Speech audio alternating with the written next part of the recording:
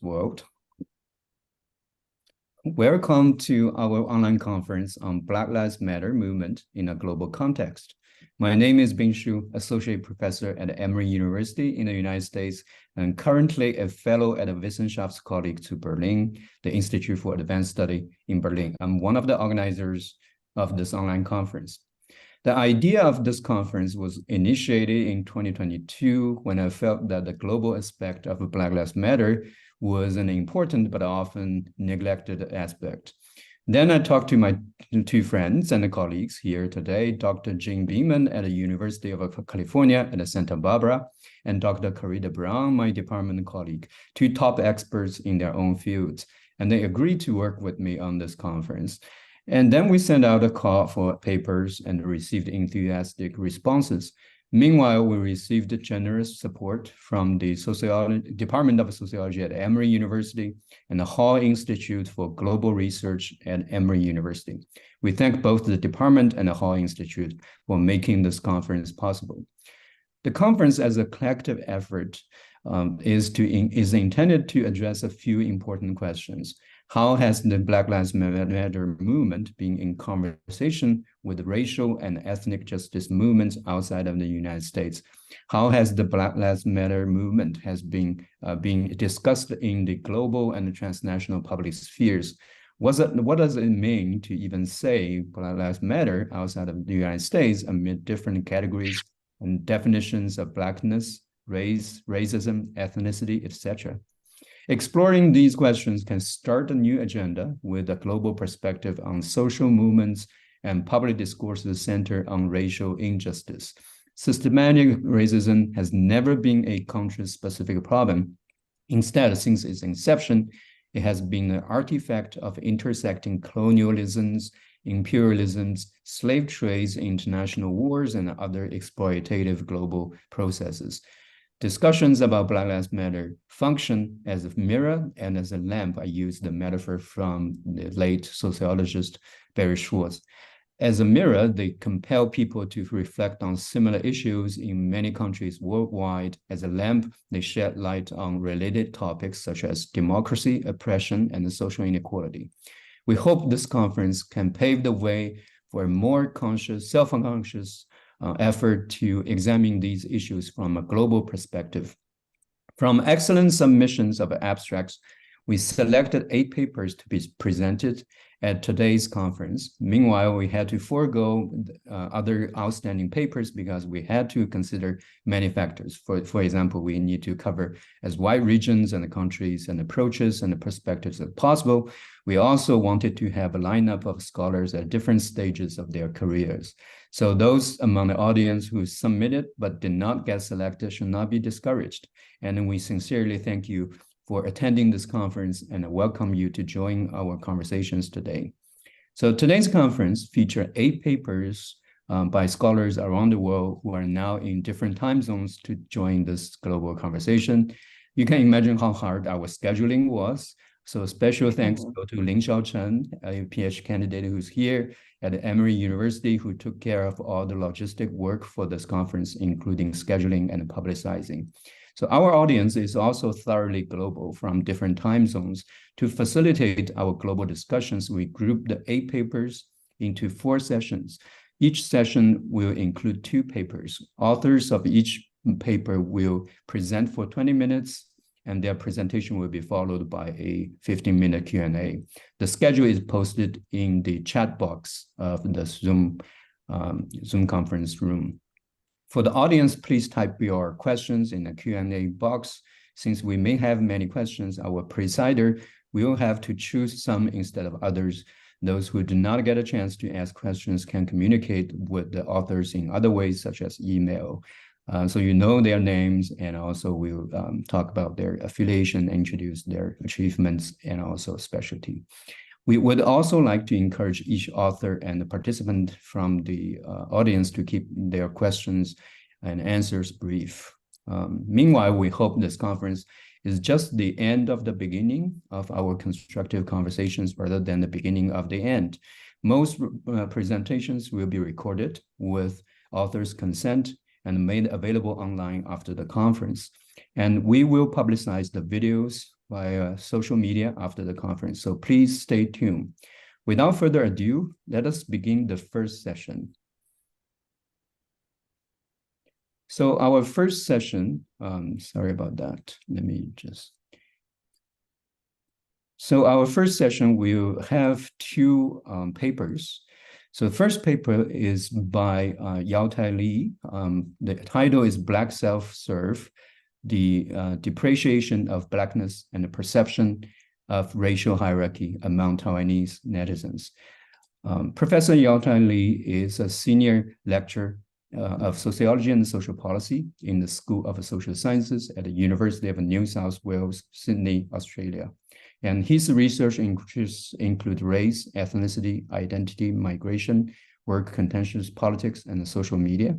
And his dissertation investigates identity politics overseas and the social interactions between Chinese migrants and non-Asian Australians, contested Chinese culture across borders, and the integration experience of both long-term and temporary Chinese migrants in Australia. Recently, he was conducting a book project examining the protest wars in Hong Kong, Lenin Wars. So he was also studying contentious politics in Hong Kong and other timely research topics related to COVID-19 pandemic. So welcome, Professor Li. The floor is yours. Thanks so much, Bing, Kalinda, and Jean, and Lin Xiao for making this happen. And also thanks so much for accommodating my time zones. I know Australian time zones is a little bit tricky. So thanks again for accommodating me. Let me first share my screen. Can everyone see my screen? And let me display it. So, yeah, when I see the call for the papers for this conference and the overall conference thing, I feel so excited. And I think, yeah, there's been a lot of research on Black Lives Matters in the United States and also the support from overseas. But I somehow feel that there are not much research on the criticism, because that kind of a voice and that kind of discussion amount did not show as much, did not get much attention in the other part of the world, such as Asia and Taiwan, Hong Kong. And what's even worse, that I found that in Taiwan on the social media space, and there was this kind of depreciation of Blackness and criticize of Black Lives Matters, when on the one hand, the Taiwanese citizens support democracy, they are always proud of, like, they are support democracy, support human rights, support diversity. But on the other hand, there's such a depreciation of and kind of criticize the suspicion of the motivations and the justification of Black Lives Matters. So that's prompted me to do a little bit exploration and further study on these issues. And then I found that this term, Black self-serve, is very commonly used in the Taiwanese media, social media space. Literally translated, I still have difficulty of finding a good translation. And if you have a better term in mind, please let me know. But literally translating, the term means it's just like Black people or those Black Lives Matters participants. They are just like walking to the cafeteria or self-serve.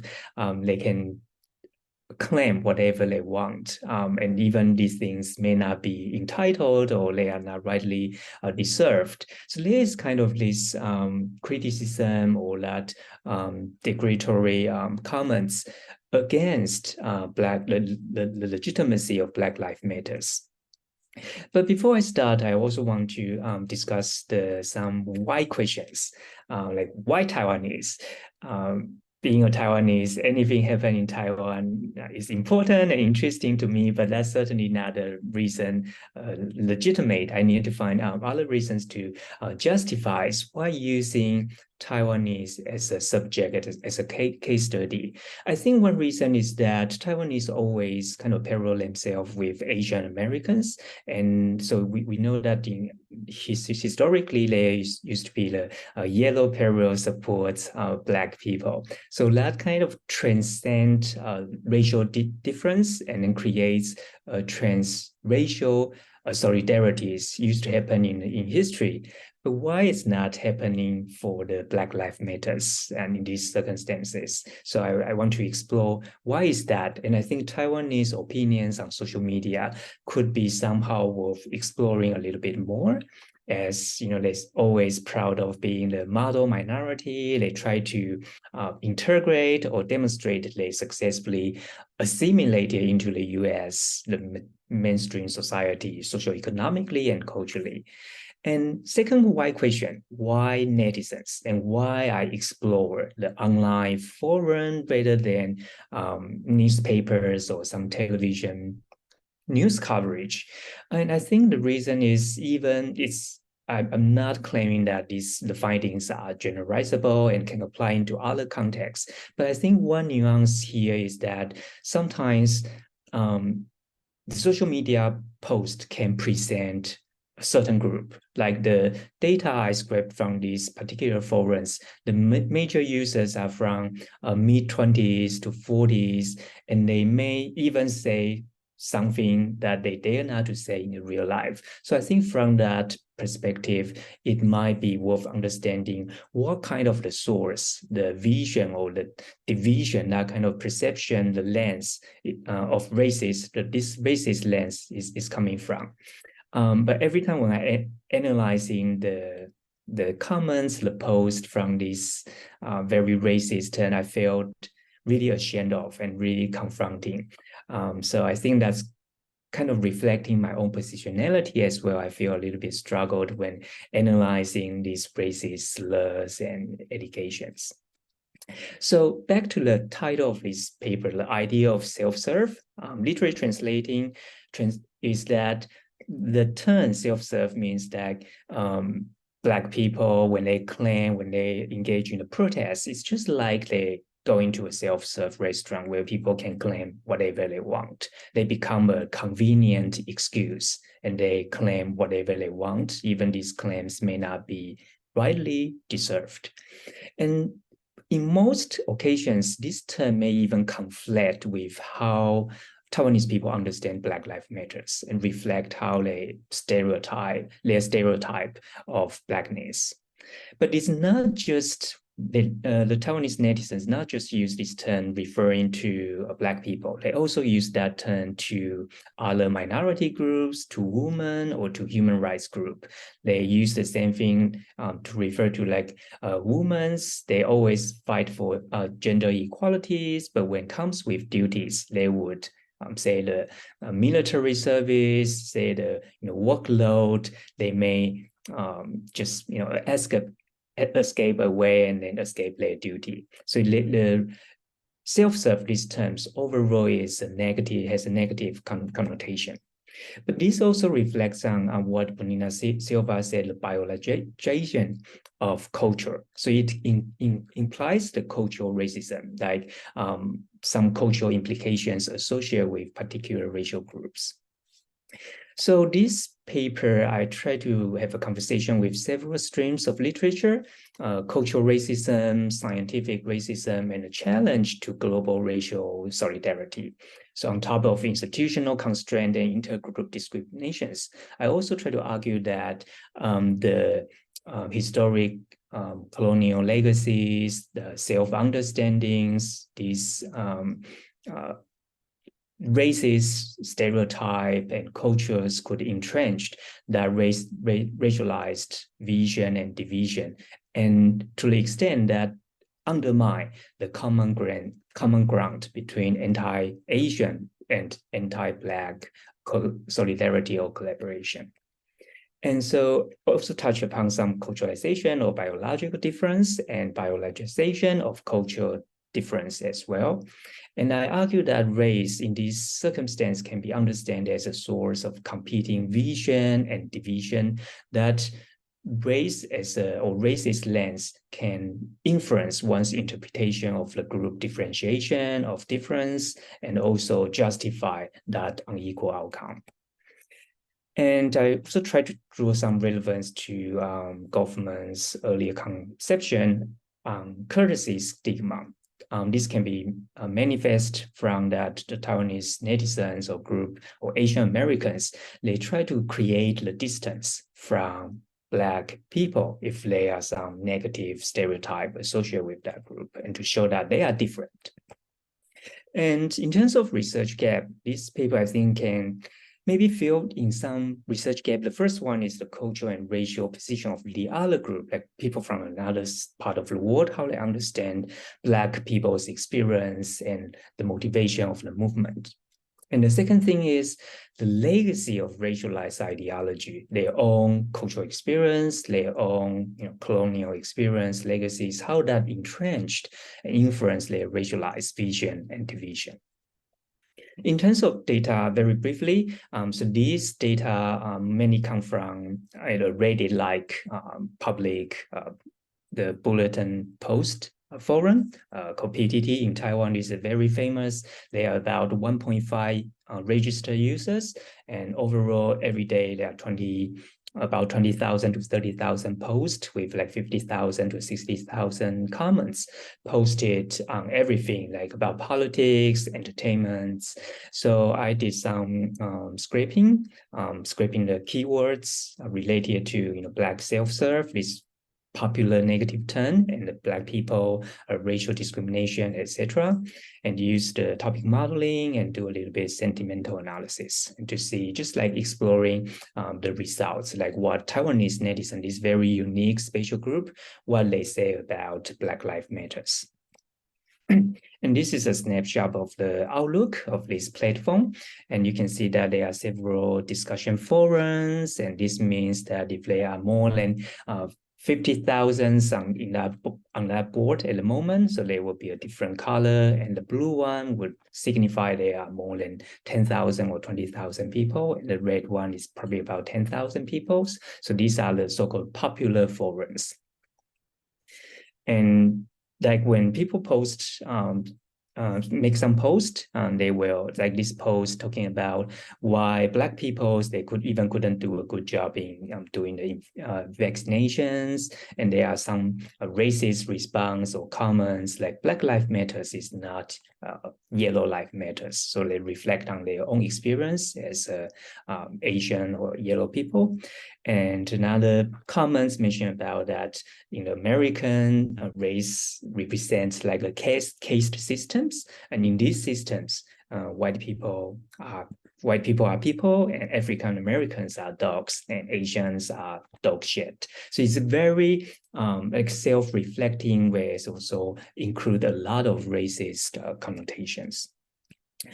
And the result of the topic modeling very quickly. So the topics I labeled, there are several things, including perception of racial discrimination against Black people, against the perception of police, and perception of Black Lives Matters, and also perception of Black culture, perception of Black people's biological traits, meaning of Black self-serve, this term, and perceived racial hierarchy, and Taiwanese citizens' own cultural reflections. I think these themes are more or less consistent with the literatures found in the United States. And the last two, the fifth and sixth themes, present a cultural analysis of how and why the discourse in Taiwan preserve and resonate with the old racism in other contexts. And for each themes, I'll use one post and examples in a minute. And in terms of a sentiment analysis, here you can see that the amounts of positive and negative sentiments are relatively consistent with the events. In 2019, the Black Lives Matters reached the momentum, and then it dropped quite significantly. But in early 2021, there's another small surge, which probably resonates with the during the pandemic times, there were a lot of anti-Asian hate speech, hate crimes. So there were some positive or negative sentiments along with that. So the first thing here can be identified from the data is about the political correctness. I don't know if you remember in 2021, there was a high court judge that, because her house was broken and then some properties were stolen. And when she watched the footage, and then she made this high court judge made some racist comments or remarks. And this went viral, and of course, in the end, this judge was resigned. So this generated a lot of online debates and discussions, and the comments under this post from Taiwanese netizens' view include that niggers are such snowflakes. They are oversensitive. This is what American societies look like now. You can speak out what you think is politically incorrect. Even today, it's Black people who stole or rob your money. Black people are very sensitive about the N word. They wouldn't tolerate if anyone dares to use that word. And then there's another comment saying, are we all forgetting that Michelle is actually the victim? So here you can see that the political correctness, and then they kind of charge that Black people are oversensitive. The second thing here is the culturalization of biological difference. And the post here is a typical example of cultural racism. And the comments on this post also replicate that same cultural stereotype of Black people, connecting them to aggressive, sexually violent, lazy, and culturally backward. So many racist comments, which I really found very disheartening. And the third one is the netizens also build the narrative from culture to gene, the biological racism here. So when race is seen as a homogeneous group, often come along with a cultural stereotyping, and that's biological racism. And this prompted the comments, this post prompt some comments such as, American Black people are intellectually retarded, no wonder they only live in the bottom of the societies, their intellectual level is concerning, very few smart people. So it's also very, lots of racist comments related to their biological traits. The fourth thing here relates to the definition of self-serve. The citizens mentioned about that self-serve as a convenient claim, so they couldn't accept when Black people initiate Black Lives Matters or All Life Matters. Even they misunderstood the meaning that All Life Matters, All Life Matters is not exclusively highlight the Black lives. And the fifth thing here is a perceived racial hierarchy. And it's interesting, they're self-reflecting that Asian people actually in the bottom of the social hierarchy, regardless of the socioeconomic achievements, regardless of the biological attractiveness. And very interestingly, I found that Taiwanese netizens also have that self-reflections. They reflect on the cultural legacy, colonial legacies, and brainwashed by the Western cultures and values. So they now will have that self-degradations. They think they don't deserve something. So they still feel, inferior to others. So just quickly wrap up here that from the social media data, we can see that there's the manifestation of the cultural presentations of scientific and biological and cultural racism. And that can be manifested in several areas that Black people are perceived or interpreted and portrayed as being oversensitive, lazy, this hedonistic, or having double standard, like self-serve. So all these kind of, I think, misunderstanding or cultural racist stereotype shows that the entrenched racist visions and divisions in the Taiwanese or Asian Americans mindset to a certain degree. So in order to address the difficulty to cross racial solidarity, I think there's still need to, even this is a cliche, to systematically examine the cultural foundations and understanding and historical roots. And unless we can establish the relatedness, the resonance to the Black people's experience, it's hard for them to really understand or show this empathies to the other group's experience. So I think I'll just leave it there, and looking forward to questions and comments. Thank you. Thank you very much, Yao-Tai. So now, audience, you're very much on time, and also actually give us 2 more minutes for Q&A. So for audience and also panelists, and if you have questions, typing in the Q&A.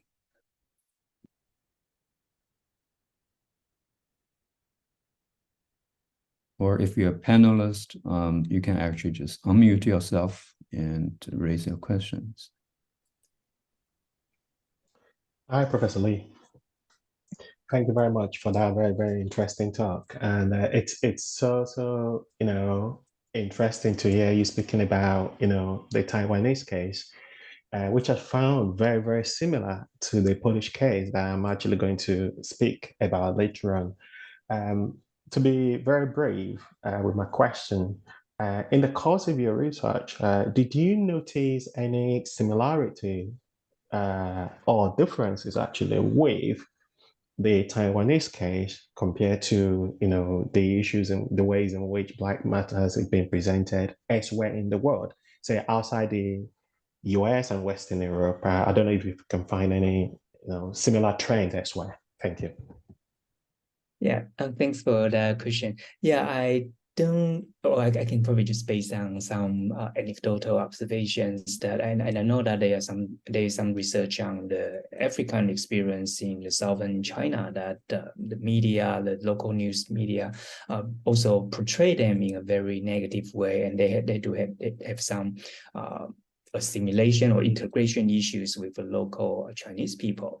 And when I was working in Hong Kong, I also heard the first thing is there's not much discussion, also the news media attentions reporting Black Lives Matters. Even when that's at a great momentum, during that time, there's still not much attention compared to the local protest. The 2019 protest. And I think that's kind of a shame that there's no common grounds, or I think there should be some echoing, they can echoing or support each other, but at that time, it's just like 2 totally different matters. So I don't have that much observation, like how other parts of the world observe or interpret or portray Black Lives Matters, but at least from my understanding in the Taiwanese news media, it's either just like lightly touched or not very positively present idea. I think what's even worse, they kind of highlights that violent things or how irrational, vandalisms, all these sort of just undermine that legitimacy to some certain degree.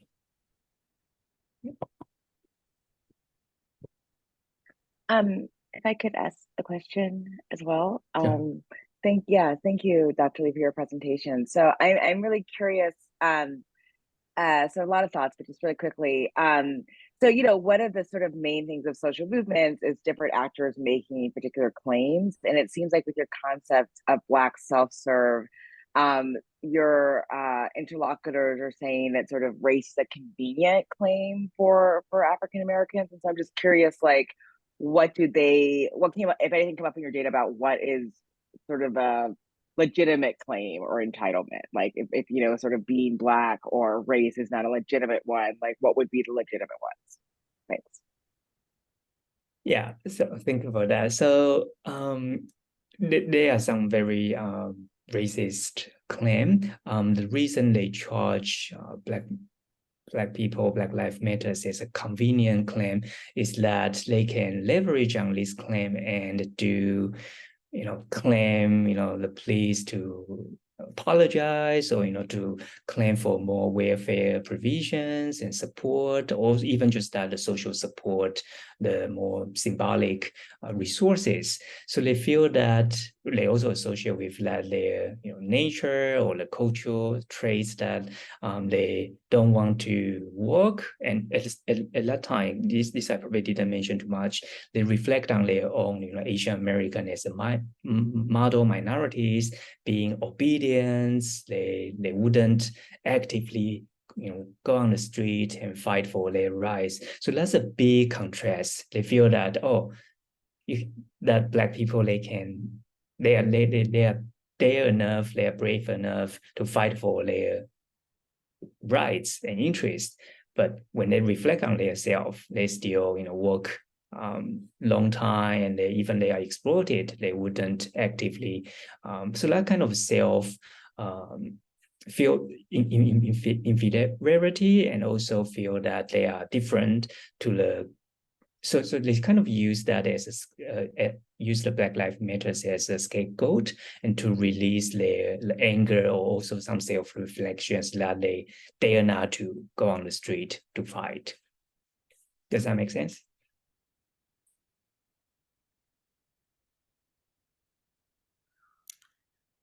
Hi, Dr. Lee. I have a question as well, and so does Pamela. Pamela, are you able to unmute yourself? Yes, can you hear me? Okay, so let's have Pamela's question first, and then I'll follow up with a question as well. Oh, excellent. Thank you so much for sharing your work with us. So I remember you mentioning that part of the reasons why people were being overtly racist or having trouble really supporting the movement was because they couldn't really relate, and that was causing them to not really empathize. And so it was making me think of how intersectionality has become like a huge part of public awareness due to BLM.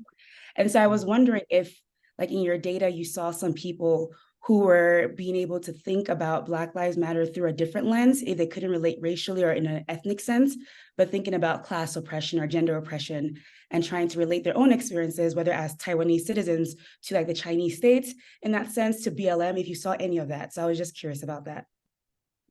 Yeah, I think that's a very great question. I think during the Black Lives Matters, one of the claims is that, this again, back to your question about relatedness, is that they claim that yellow lives matters, and also Asian Americans are also the minorities and also the groups that are being suppressed by the white supremacism.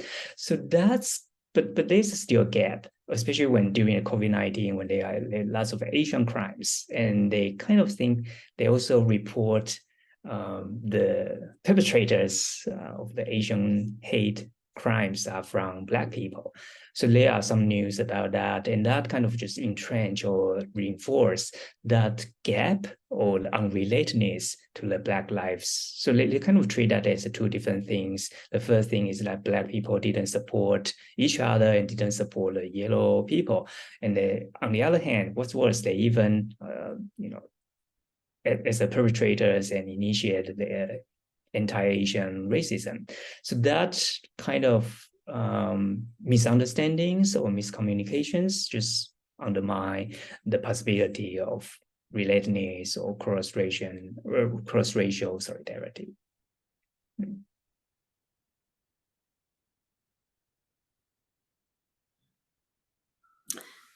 Thank you. So my question, I think, touches on Dr. Beeman's question and Pamela's question. I want to zoom it out, though, and just perhaps ask for your remarks historically and theoretically. The findings of your empirical analysis, present a deeply rooted anti-Blackness amongst the population that you've studied. And I'm wondering, both from a historical and theoretical standpoint, if you could walk us through or remark on how Taiwanese people are socialized through the global social forces of white supremacy and anti-Black racism, because these seem to be the two bookends here. This perhaps unacknowledged yet very ever-present, salve and unseeing of white supremacy and racial violence against Black bodies. So a forgiveness, an assumption of, of innocence, or perhaps even non-participation of white people or just whiteness in the whole Black Lives Matter conversation. And at the same time, not only a very troubling and deeply anti-Black sentiment against Black people, Black Americans, through this lens of especially media and what folks are able to access through media channels. It seems like the scripts and tropes for how that anti-Black racism is expressed is, taken from a 1950s playbook from the US South. And I'm just wondering how, what do those processes of socialization into this deeply racist, understanding of the situation come from, both, I guess, from a Taiwanese context and a Taiwanese American context. And I'm asking this specifically within the geopolitical context of Taiwanese people's long struggle for self-determination and freedom. So it is, I think, an important contradiction that looms large in the study, even if that's not the object of analysis here. So I know that's a big question. I just love to hear some of your remarks. Wow, that's such a provocative insight, and I think that could really support and make this paper so much stronger. But I think historic speaking, that's very long-term colonial legacies can be seen in the Taiwanese case. That I think since 15th century, 16th century, and 18th century, Taiwan has been colonized by different European regimes from, I think, Portuguese people and Spanish people, and to Japanese more recently. And yeah, so all those kind of colonial experience, I think, make, in their mindset, Taiwanese people are more lean towards like white, or they have that just like colonized mind. Seeing that whiteness as a capital and able to speak English as a better social economic hierarchy, and going to America and settle down, finding a decent job, and fulfilling American dream is lots of Taiwanese people's in their dream, in their mind. So I think that kind of mindset kind of reinforce or following this white entrenched hierarchy, and also influence how they see themselves from the other people of color. But on the other hand, when they compare in these racialized hierarchies, when they compare their treatment, social treatments with Latinos, Latinas, and the Black peoples, and they also kind of self-downgrading and establish that system that yes, even socioeconomically they are higher, Asian Americans are higher or earns decent income than Latinos and Black people, but in terms of the treatments, in terms of the physical attractiveness, they still put themselves in the down, in the bottom of the racial hierarchy. I think that sort of also reflect the colonized experience and colonized mindset. But how to draw the distinction between Taiwanese Americans and how they want to be demonstrate that autonomies from another, based on the geopolitical conflicts or based on the geopolitical status quo. Yeah, I think that gap it's very interesting, but I still probably need some time to find the anchor.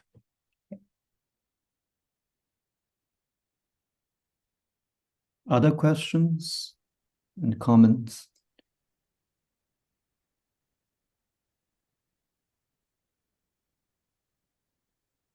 If no, if I can abuse my power as a presider. Sort of building on Karida's question, and even want to make it bigger. So in other words, democracy is a strong discourse in Taiwan, and particularly this is a young emerging democracy. So how is this debate and discussion about Black Lives Matter related to Taiwanese pursuit of a democracy. Are the two things unrelated or related? I'm asking this for selfish purpose because I'm working on this now. So I would like to hear your thoughts. Yeah, thanks for that very interesting question and very great question. I think for me, it's a sign of, it's really concerning that they somehow, there's a mismatch or a gap between, say, democracy and, human rights. They only cares about, say, political democracy, about political autonomy. Let's probably refer to what Karina's question on, there's a long-term being suppressed in this geopolitical system or geopolitical political inequalities, in that they face this every day, day-to-day. They couldn't join the international organizations, being excluded from UN and WHO, etc.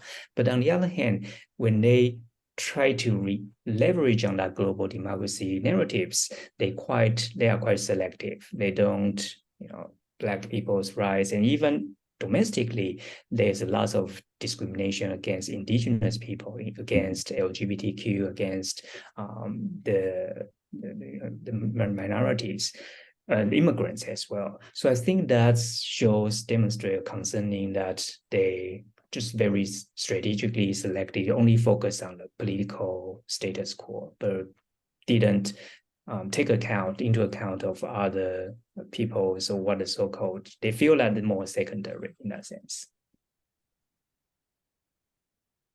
So if I can abuse a little bit further, so is there any partisan divide in the Yeah, there's certainly, I think the current ruling party, the Democratic Progressive Parties, is more focused on the human rights, as part of also wants to build their own reputations or caring about, the same-sex marriage, the LGBT, the racial inequalities.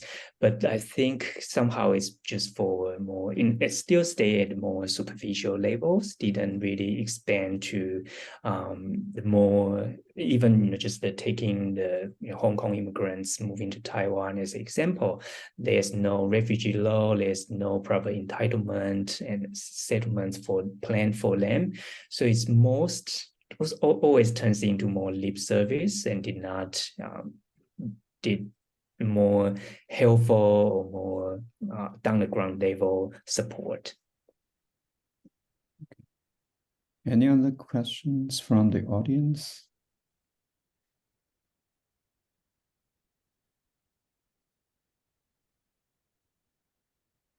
All right, if not, thank you very much, Dr. Li. Thanks so much for all the very helpful questions and thoughts. Okay, so our next speaker is Professor Philippe Marlière, sorry for my pronunciation, who's a professor of French and European politics at the University College in London. And his research interests include French politics and political parties, notably the French Socialist Party, and the Sarkozy presidency and Sarkozyism and political ideologies, citizenship, religion, and I can't pronounce this word, sorry about that, and the French social movements and various topics, and particularly, and also at a theoretical level, is the French sociology and social theory, including Bourdieu and Durkheim, Habermas, and so on and so forth. And he's the author of at least 6 books, none of which I can pronounce, and it seems very significant work. But now, Professor Marlière, the floor is yours. Thank you very much, Ben. Well, greetings from London. We are continuing with our sort of journey across the globe, and speaking from London, and thank you for your introduction, and thank you also to my 3 colleagues, 3 organizers of this symposium, Karida, Jean, and you, Ben. Also thanks to Ling Xiao for liaising with me throughout. She was very helpful. Yes, I'm going to talk about the French case and French case study in relation to George Floyd's murder and the rise of BLM in the US. And I'm going to look at its impact on the French anti-racist movement, and the impact was big. And I find it helpful to concentrate on the high-profile death of a young Black Frenchman of Malian descent, Adama Traoré.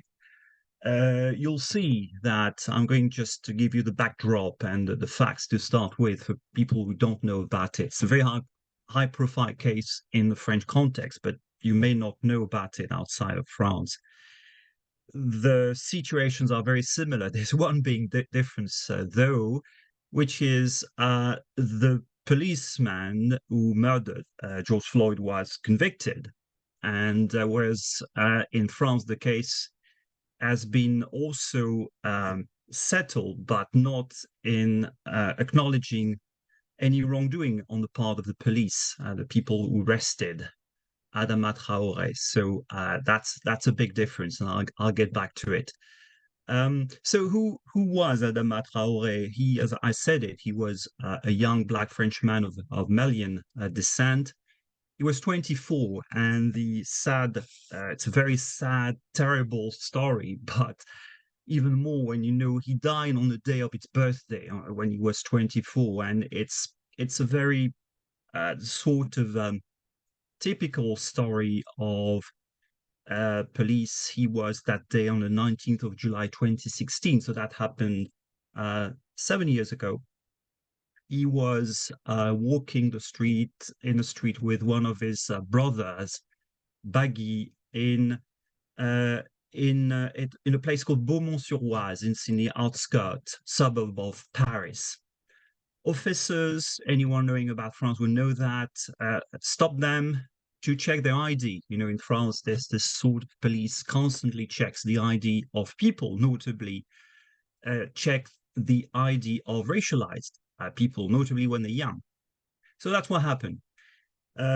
Really, it was a fatal day because he didn't have his ID on him that day. They were in the process of being renewed. So he panicked and fled.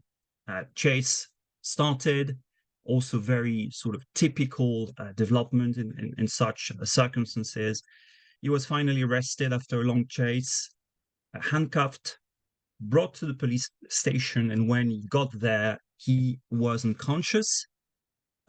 Witnesses said afterward that when he arrived at the police station, he said several times, say it in French first, "Je n'arrive plus à respirer, I can't breathe." And of course, we unfortunately know that sentence. So that's what he said. That was in 2016. And I think the other big difference with the George Floyd situation is that there was no one there around to film the scene. So that's why it's the words of the police against what the family has later on reconstructed and is arguing. You know, the Traoré family is now arguing, of course, has been arguing and campaigning for 7 years, saying that the Adama Traoré died that day because he was pinned down to the floor and he suffocated. That's also very common. It's a common thing with the George Floyd situation. There were, so far, I think there have been 4 experts for autopsies on the case, and 3 of them concluded that he died, from underlying medical conditions, which is vague. Whereas one report commissioned by the Traoré family showed that it was really, he suffocated, it was really asphyxiation from sustained pressure as the cause of death. So these are, if you like, the case of this very high-profile story in France, with lots of ramifications to today, the anti-racist movement. And also when, and I think sort of jumping to the 2020 situation, just in the aftermath of George Floyd's murder in the US. Assa Traoré is Adama's sister, who at the time was a special education teacher. Now she's a former special education teacher because she's a full-time campaigner for justice. a brother's justice, but also the justice of all the youngsters in France who have been murdered, who died in the hands of the police. And that is not new. I think it's something anyone also quite acquainted with French society will know, that relationship between the police and young racialized people are extremely bad. And there's a lot of course, of lot of illegal actions taking place, the police, abusing its power, leading to a number of deaths. Some can be filmed, others are not. Of course, that makes a big difference, of course, to prove that there was wrongdoing. So just to get back to what happened in May 2020, so just following the death of George Floyd in the US, Assa Traoré posted on the social media a few messages, and one was calling for a gathering, a meeting, a rally, if you like, to protest in front of the Tribunal of Paris. And it read, I remember, something like, a country without justice is a country that calls for a revolt. Justice for Adama, justice for George Floyd, justice for all. Those were the sort of words. French authorities, the French police, forbade the demonstration. We were at the time, let's remember that, at the sort of during one of those lockdowns in relation to the COVID-19 pandemic. So they used the sort of restrictions about gathering to say you can't protest, you can't march to the tribunal. And what's quite amazing is that the Adama Traoré Committee, as it is now called, sort of went against the police restriction order and decided to organize the march regardless of that. And to everyone's surprise, 80,000 people showed up on that day. A few weeks later, on the 13th of June 2020, there was another protest organized by Assa Traoré and the Adama Traoré Committee, which also gathered around 80,000 people, this time in the very central Place de la République in Paris. So that was very much noticed, as you can imagine. So enough with the backdrop and who was Adama Traoré and what is now the Adama Traoré Committee, with the underlying role played by sister Assa. I'll get back to it in my last point. I think the second point is, it would be interesting, I suppose, to look at, to assess the impact of BLM in the US following George Floyd's murder on the French anti-racist movement. And I think that impact was significant. France isn't the only country to have been impacted and to have sort of been inspired as well by the scenes in US. I think in France, there was a combination of two major factors which explain why the whole thing, sort of rose and took up so strongly and so rapidly. As I said, it was during one of the lockdowns during the pandemic. And the second reason is that a lot of French racialized could identify with George Floyd's fate, as they themselves experience the same discriminating practices as their American counterparts. Just a quick point about COVID. There is strong anecdotal evidence now that racialized population were the most affected by COVID-19. It is helpful when you have those statistics to back up this claim. In the UK, where I live and work, there are ethnic statistics. So they were used to back up that claim, showing exactly one of the reasons being that amongst ethnic minorities, you find a lot of key workers. Key workers were those who kept working and taking risk with their health, while most of us were more safely, sitting at home and working behind a computer.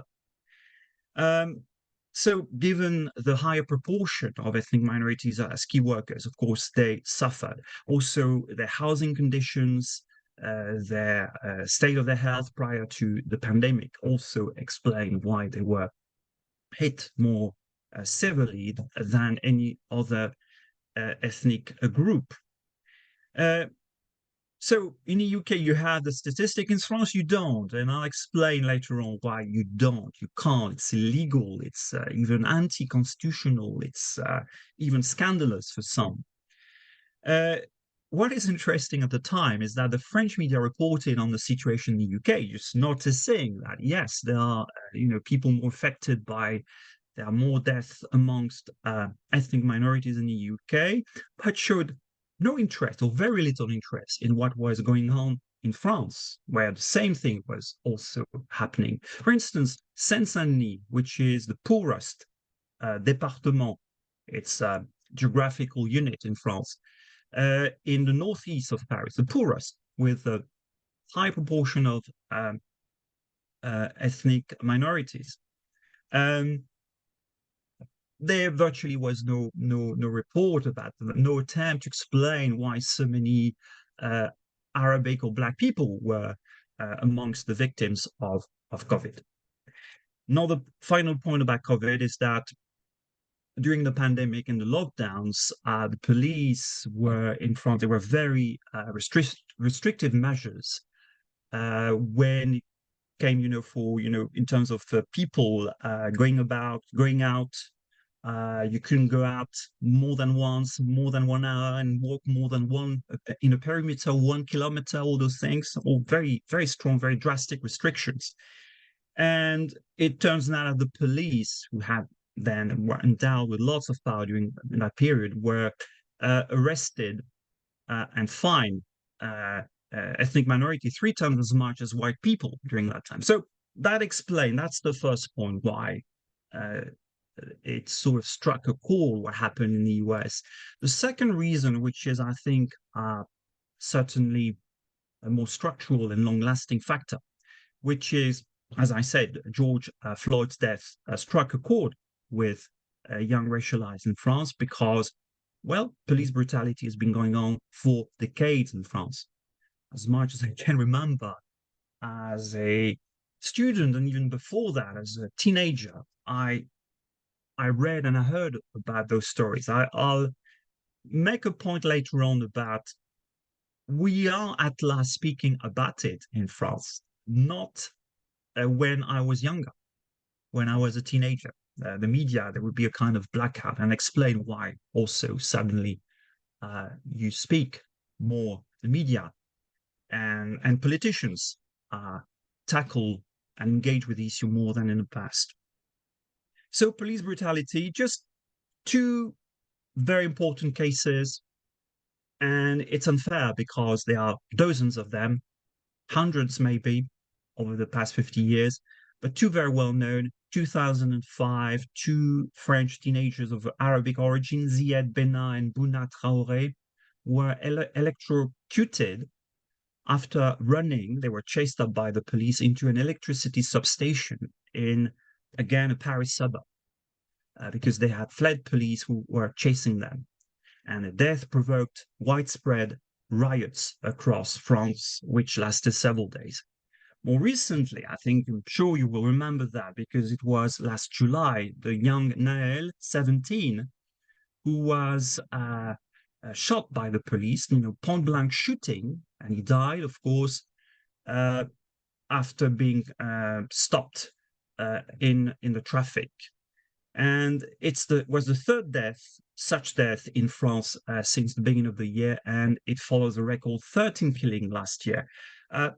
For an American audience, that sort of figure, however awful and big that maybe is probably in line, or probably you have more of them, but in France or in Europe, this is a lot. This is a lot. Of course, in a very large number of situations, the cases against policemen are dismissed and no sanctions are taken against the perpetrators of such violence, despite the fact that some scenes of shooting or asphyxiation are filmed by the public, despite the fact that institutional racism is well documented. France has now been sentenced several times by the European Court of Human Rights for breach of human rights, and such as torture or mistreatment. The Cour de Cassation, which is France's highest court, condemned the state for willful misconduct in its racial profiling procedures. That's a big issue in France, the ID checks on youngsters and ethnic minorities. In a damning report a few years ago, Jacques Toubon, who was then France's civil liberties ombudsman, singled out the systemic racial profiling of youngsters subjected to repeated identity checks. Every sociologist in France carrying out, field work on, in some suburbs and interviewing those youngsters will get always the same information, the multiple constant ID checks for no reason, sort of complete harassment and bullying. So I told you earlier on, why has police violence only been newsworthy, a newsworthy issue recently? I think, of course, what happened in the US in 2020 played a part, but I think there's another issue which is Franco-centered, and I think it's a very interesting one.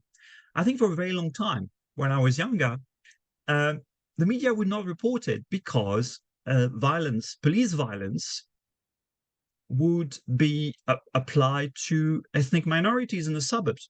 So no one would care to report about it. That was a fact, and very few, only anti-racist activists, but that wouldn't make the mainstream media, never.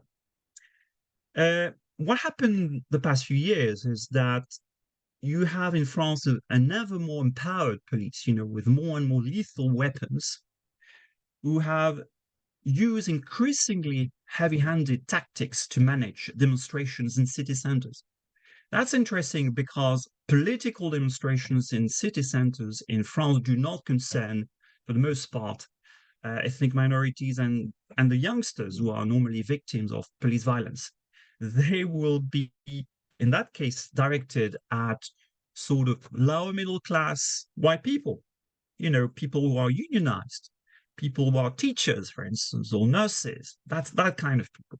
So that led to, a number of cases of very serious injuries, like people were blinded by the police's flashballs. Some lost a hand. Very, very serious injuries. So there's a slow realization in France, if you like, now that anyone could be on the receiving end of police violence. That's why you have suddenly the media reporting on police brutality, and even what's more, using the very expression police brutality, which for a very long time would not be deemed acceptable. If you would say, even to some left-wing politicians, there is widespread police brutality, that those people would get cross and would say, well, the French police is a Republican force, not Republican in the American sense, French being a republic, Republican in that sense. So being Republican, it's a force acting for, the good of everyone. There can't be any wrongdoing on the part of the police. That has changed. I'm not going to give you a quick explanation as to why there is institutional racism, police brutality, and so on and so forth. I think it's a very ideological matter in a way, and it stems from the very conception of France's notion of citizenship. What is to be a French person? That's very much that. And in French politics or society, everything always starts from one particular historic event, which is 1789, the French Revolution. And what makes you a French citizen? Well, you're a French citizen because the state has granted you rights as an individual, not as a member of a particular community, be it ethnic, religious, philosophical, whatever, but because you're part of the national community, full stop. The conversation in Republican France should stop there. We all equal. Remember that liberty, equality, fraternity, the revolution's motto in France.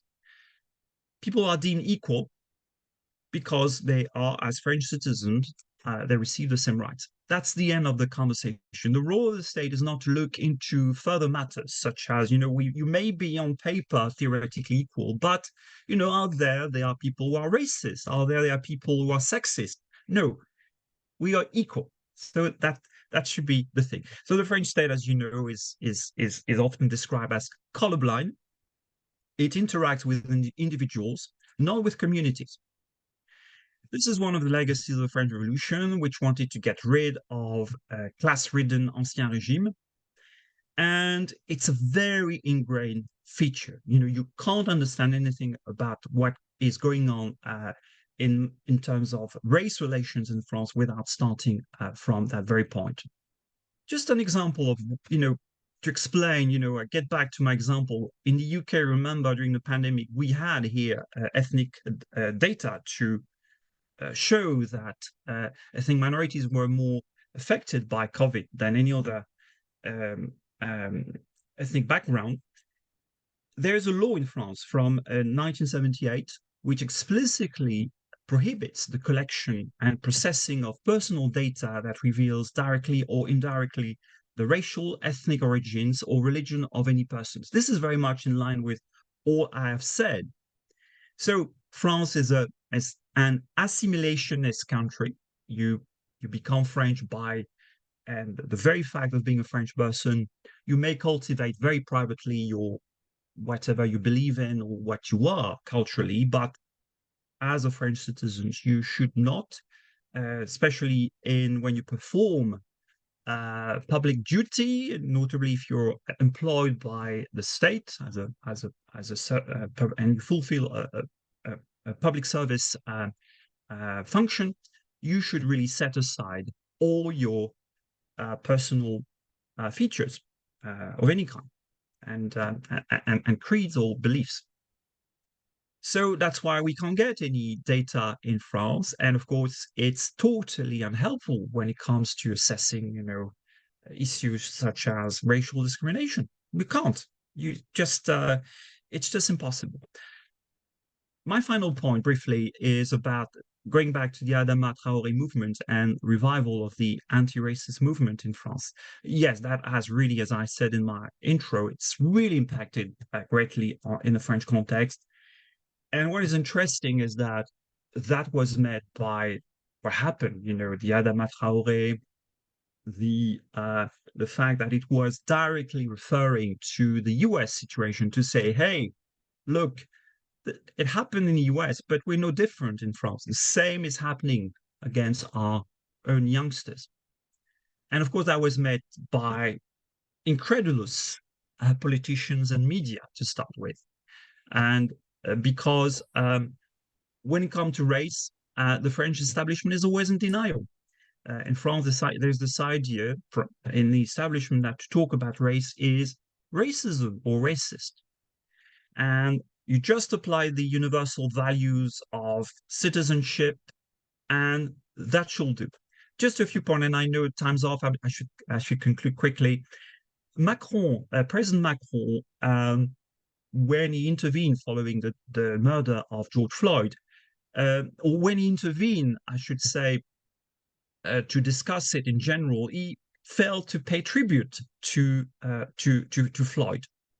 What's more, he also took a stand against the Adama Traoré committee, which organized those big gatherings in 2020, and he labeled the demonstrators of Place de la République separatist and communautarist. If you're not, again, too familiar with that kind of, communautarist is the French word for community-oriented. Communautarism you can translate it into community.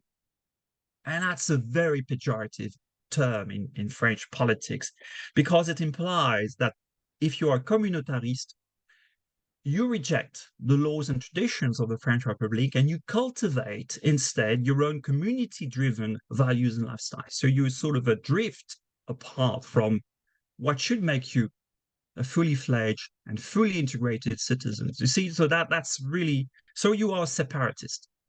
So just a point to say,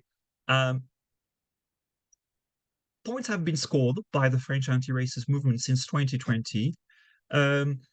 The notions, for instance, such as white privilege, racialized people, state racism, decolonial thought, have lately been gaining traction and recognition in public debate. Hasn't reached the mainstream media yet, but some. There's really some progress there. And the last point is that we have here now in France on the ground a younger generations, anti-racist generation, multi-ethnic, and it's a very much a grassroots movement, as opposed to left-wing parties of old, which pretended to fight racism and which in the end did very, very little. Those activists are young, and they're also intellectually ready to challenge some of the myth of the Republican universalism, which I've discussed here. Thank you. Thank you very much. Now we take questions. So if you're a panelist, and you can just unmute yourself. If you're in the audience, put your question in the Q&A.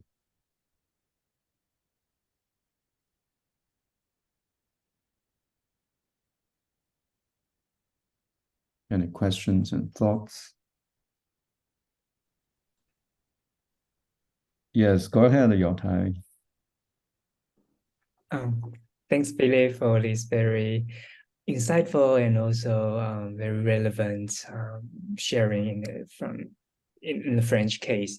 So my question is about just curious about how French young youth or young peoples realize that, well, I mean, they saw the police brutalities, they trigger that they sort of dissent or dissatisfaction with or mistrust with the government. But how did they kind of realize the difference from the Americans' Black Lives Matters movement? How do they establish or kind of pick up the difference and create more localized French-style protest or anti-racist movement? What's that? The soil. What's the opportunity structure making that happening?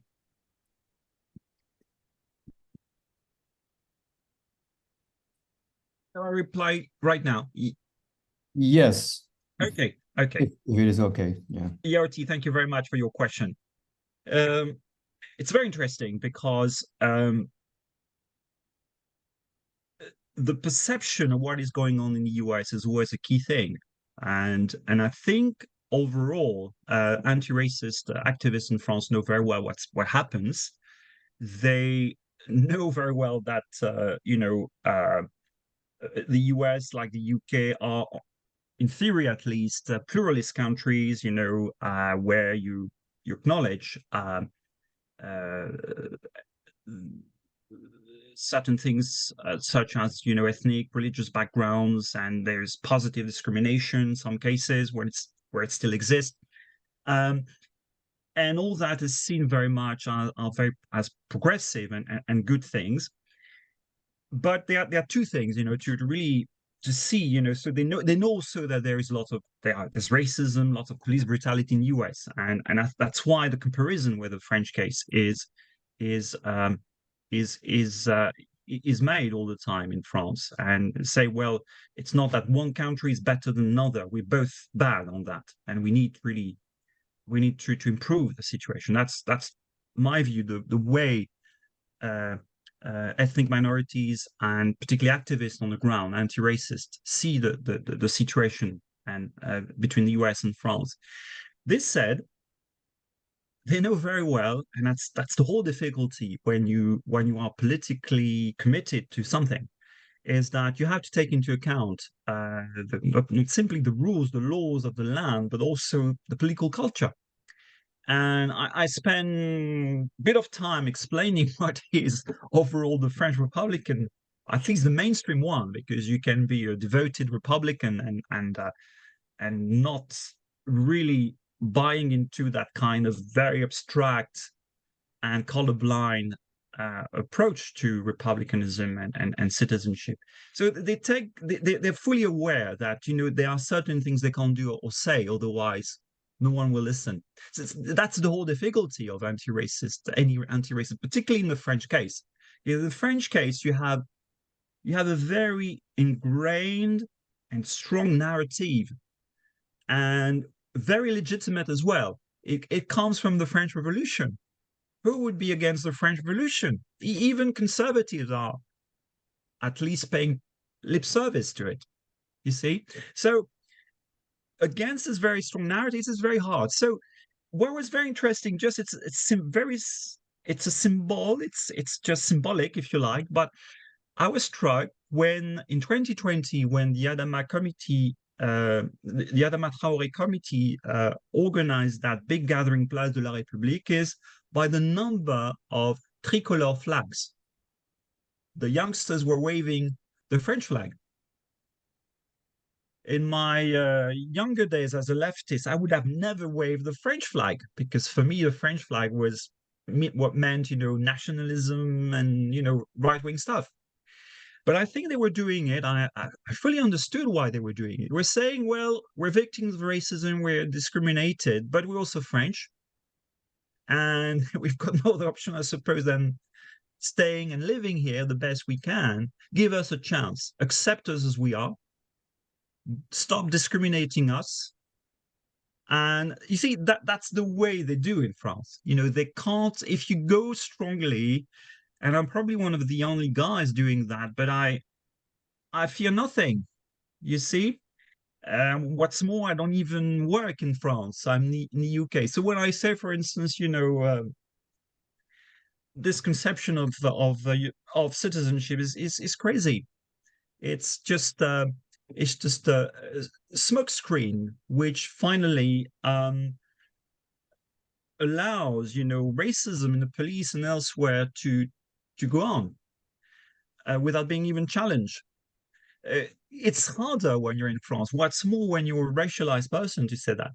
You have to be careful. So that's what they do all the time, I suppose. So they will not, if you like, come with very strong multiculturalist declarations, because they know they'll be absolutely immediately discredited. No one will listen.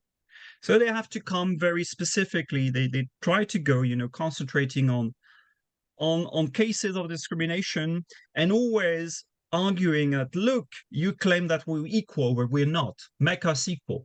So they always refer to the Republican narrative to say, you're not fulfilling that promise. All right.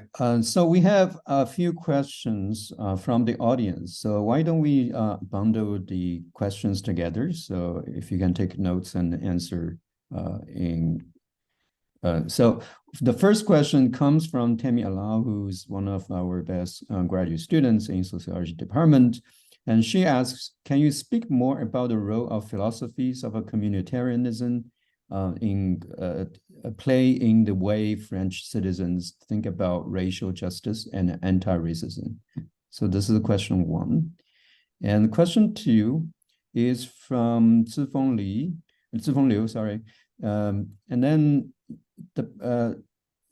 he or she was wondering to what degree anti-racist activists in France have connected anti-Black racism in the long history of French colonialism and its ongoing legacies. Black Lives Matter in the US has illuminated how anti-Blackness has structured society, and how he or she was wondering how Black Lives Matter activists have developed a more systematic analysis of racism in France.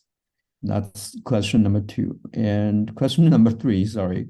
Okay, that's a very technical question. So let's do the two questions first. Okay, thank you very much. Well, the role of the notion or the philosophy of communitarianism or communautarism, but I suspect these are not the same things, because anyone involved in political philosophy, you know, we discuss in English language the notion of communitarianism. Okay, to be a communitarian as opposed to liberal, for instance. Communitarism, although it seems to share the same roots and the same idea, I think there's a slightly different orientation, if you like. Communitarism has become in France, it's not simply communitarianism as I understand it in political philosophy, in Anglo-American political philosophy, is more to, it's the kind of philosophy which stresses, you know, the rights and the community-bound rights and duties. You know, that's really what makes you as an individual, you know, you are, it's because you're part of a wider community. And that can include ethnic, religious community, something which in France can't be really acknowledged and accepted in the public debate. So that's really communitarianism. Communitarism in France, it doesn't come from academia. It comes from, it's the French media who started using that notion in the 1980s. That's the story of communitarism. And it's highly pejorative. It's almost an insult. If you are called a communautariste in France, you're dead, you know, because that's really the way to completely discredit your stand for rights, particularly when you stand for rights are very much based on the fact that you are discussing racial or gender discriminations. Some people, of course, it's highly disputed. Don't think there's no homogeneity in that.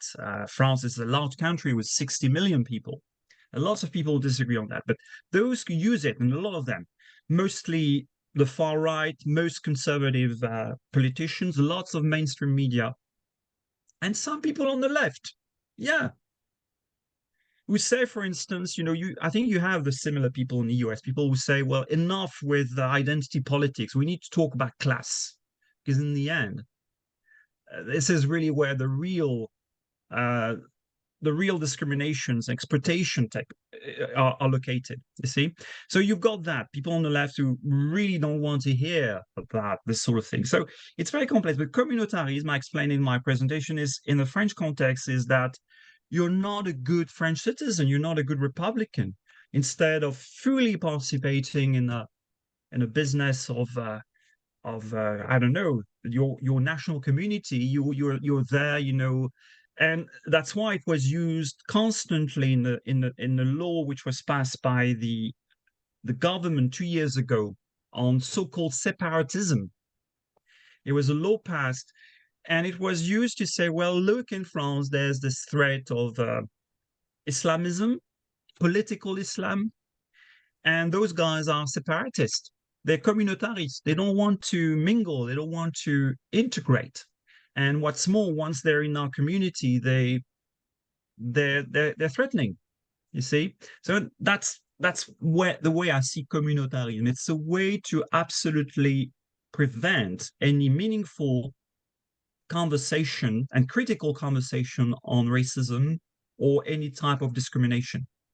Okay, so that's the first question. The second question is anti-racism and its link with French colonial past.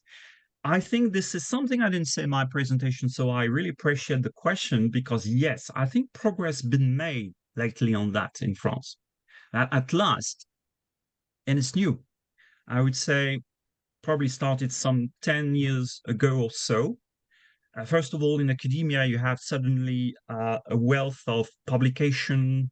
Well, that remains a minority thing, but more and more publication on decolonial thought, on a number of things, on France's past as a colonial power, Algeria, Africa.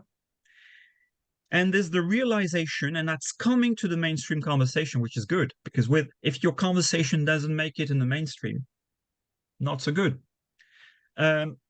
is that, yes, let's stop with this idea that France, once colonial power, did something good there. because that was pretty much, until Sarkozy, for instance, the presidency, it was very much the idea that France really brought the as an enlightened power and civilization that's brought, you know, the light to, that was the idea. All right, so we only have time for Dr. Balogun has a question. That's the final question. Thank you very much. Thanks very much, Professor Marlière, for this very interesting talk. I really learned a lot from it. So I will just try to keep my sort of question and just one comment, very, very brief.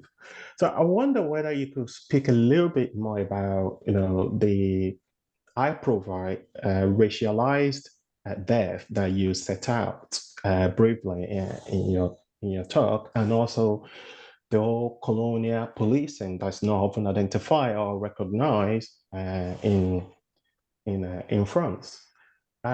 Can we, putting all this together, can we then begin to think about the ways in which we can theorize race a little bit more in France in terms of the French notion, the strong notion that people take so strongly, the liberty, equality, and fraternity?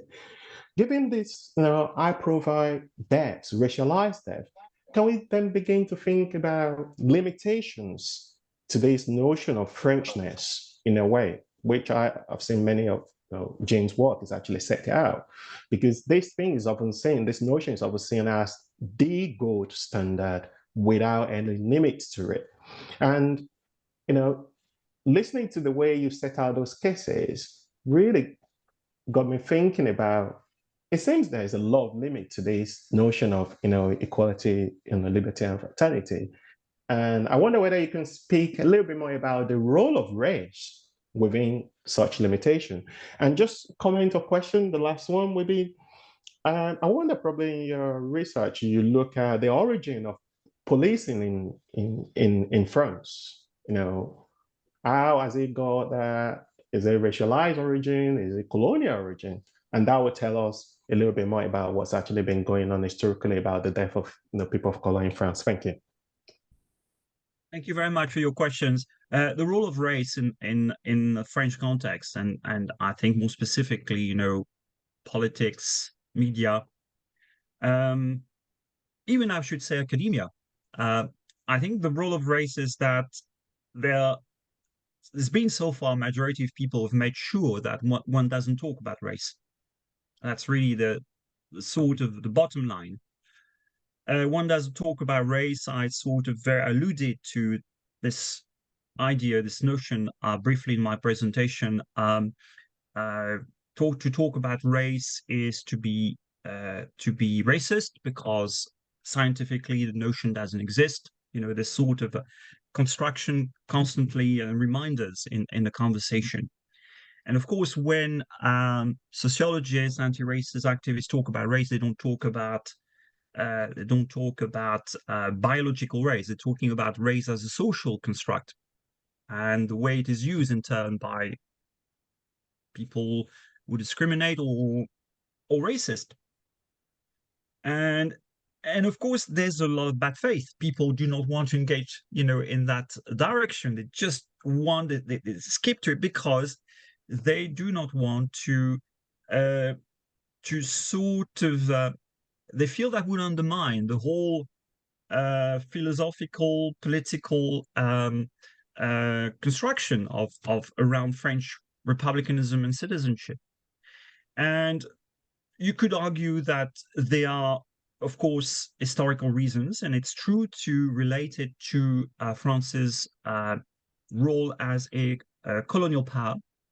When every big colonial power, you know, and that's, although Britain is not Republican assimilationist, but you sometimes in the debate here come across the same reactions on the part of reactionaries and conservatives or racists. You know, you have, we were once an empire, and they look down at you. Once you've had that experience, and once it hasn't never been really discussed, and probably the British have done more than the French on that. That's why France still lags behind in this respect. And I think it is only starting now that mainstream politicians and the media are acknowledging the very negative aspects of French colonial past. So that's really about race. Race is about you escape in the French debate. You don't want to discuss race, and you can have lots of racism in a society, US, but people talk about race. You see, at least you talk about race, and I think it makes a difference. It doesn't do in the meantime much for people who are victims on the ground of racism, but at least you talk. The media will talk about race. It's very, when you read articles comparing France and the US, you always see that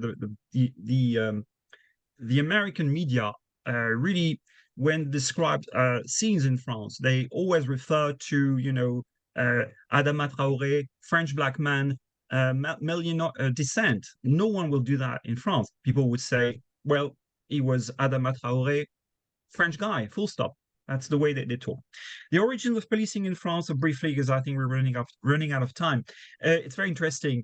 The police, would you believe it, was police officers after the war in France. I read, stuff about that, were unionized and leaning to the left.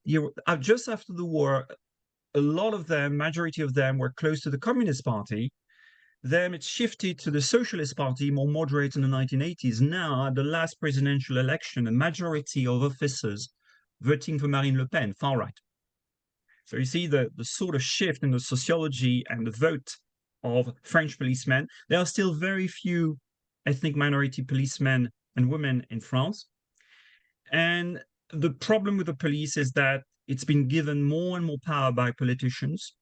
So it's almost like it's a corporation which has so much power, which is able now to do or undo any interior minister. It's the minister in charge of the police in France, the interior minister. When the police shows its teeth and says, well, what the interior minister has been doing when they want to bring about any reform, ID checks, discriminating ID checks, those unions close to the far right come out in force, and invariably the interior minister back off. And sometimes sorry for interrupting you, Cindy. We really need to stop now. Okay, I'm a bit I can too chatty. sense Sorry about the huge amount of enthusiasm, which is good. So, but for the sake of time, thank you so much, Dr. Fair enough. Thank you very much. And then our next session will be at 10:50 because of the postponing because of our enthusiasm. So come back at 10:50 Eastern Time. Thank you so much.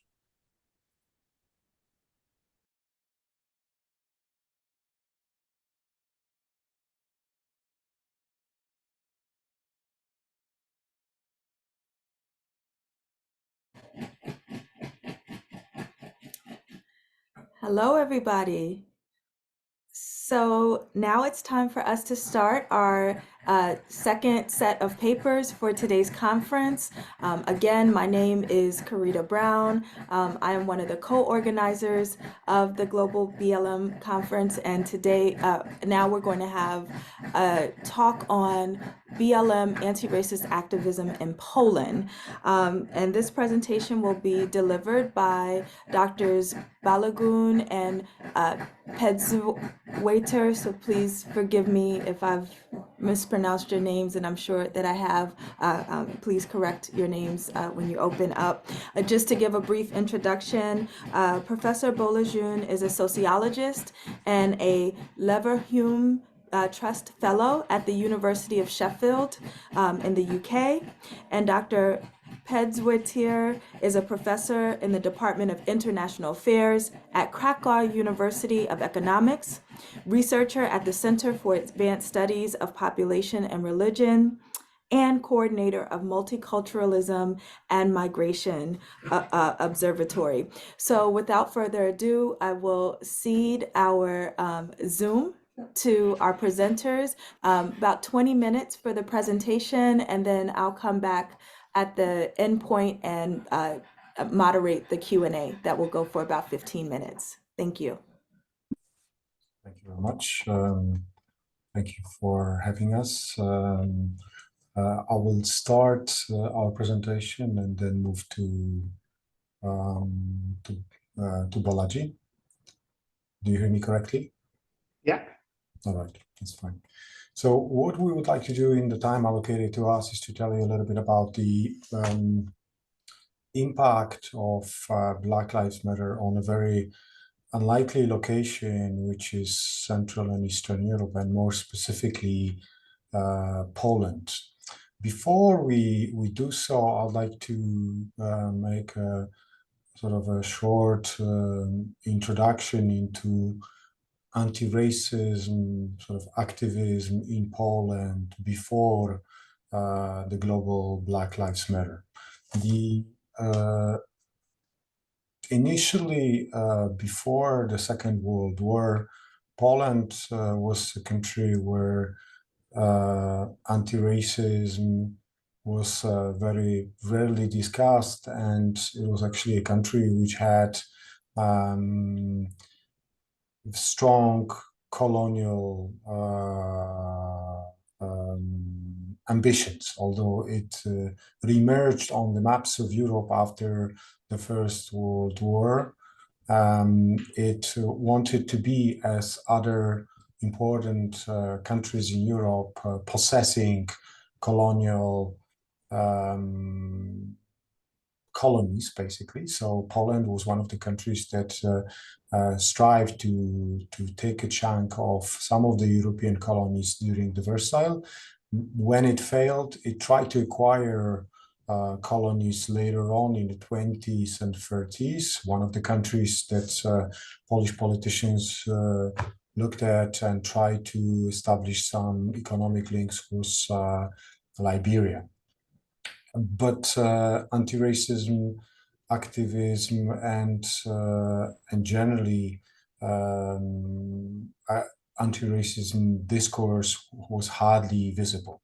After the Second World War, when Poland also ceased to be a super diverse ethnically and religiously country as a result of the Holocaust and the perishing of almost 10% of the Polish Jewish population, which was almost 3 million Jews lived in Poland before the Second World War. The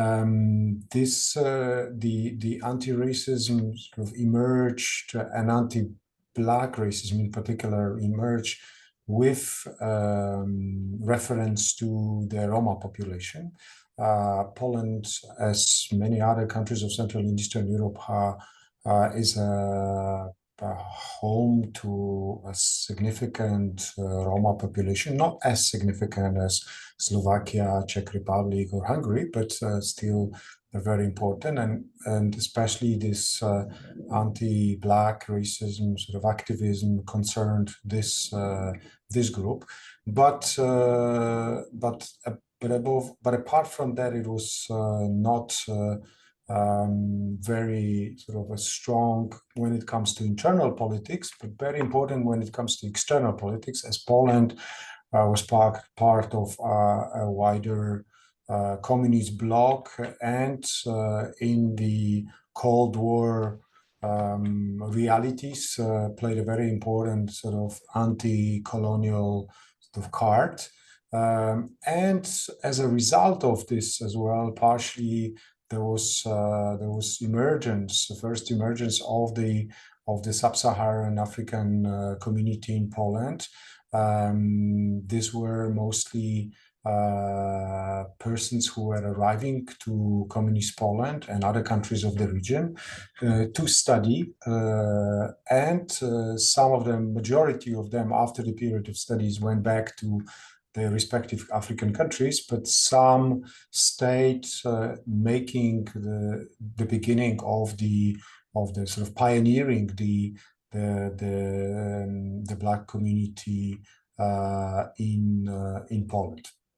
So, but the community was very small. It started to become bigger only after the collapse of communism. Next slide, please, Bolaji. So the emergence of the anti-Black sort of activism is visible only after the collapse of communism and emergence of the civil society. Initially, the organizations that emerge in this period are mostly taking into account the I would say the general sort of human rights discourse, and one of them is Helsinki Foundation, which was set up in 1989. Another one is an association, Never Again, which was set up in 1996, and Foundation Rescue, which was set up in 2000. These are just a few examples of the civil society actors that emerge in the first sort of years after the collapse of communism that take very seriously human rights sort of discourse and that sort of address anti-Black racism as part, mainly, especially in the case of Helsinki Foundation and Foundation Rescue, as part of the wider sort of human rights agenda.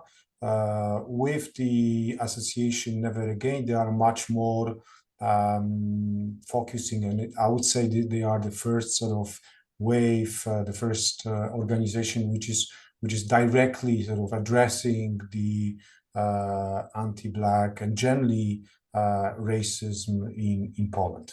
The second, I would call it a wave of organizations which deal with issues of anti-Black racism are organizations which are set up by immigrants themselves. And it's very interesting sort of a transition, which we can see that while those first organizations were mainly set up by Poles and run by white Poles, the second type of organizations are mostly set up by persons who arrived to Poland either as economic migrants or forced migrants and stayed in the country. So one of the organizations, which was recently rebranded, and it's called now Foundation for Migrants. It was called Foundation for Somalia, and it was set up in 2007.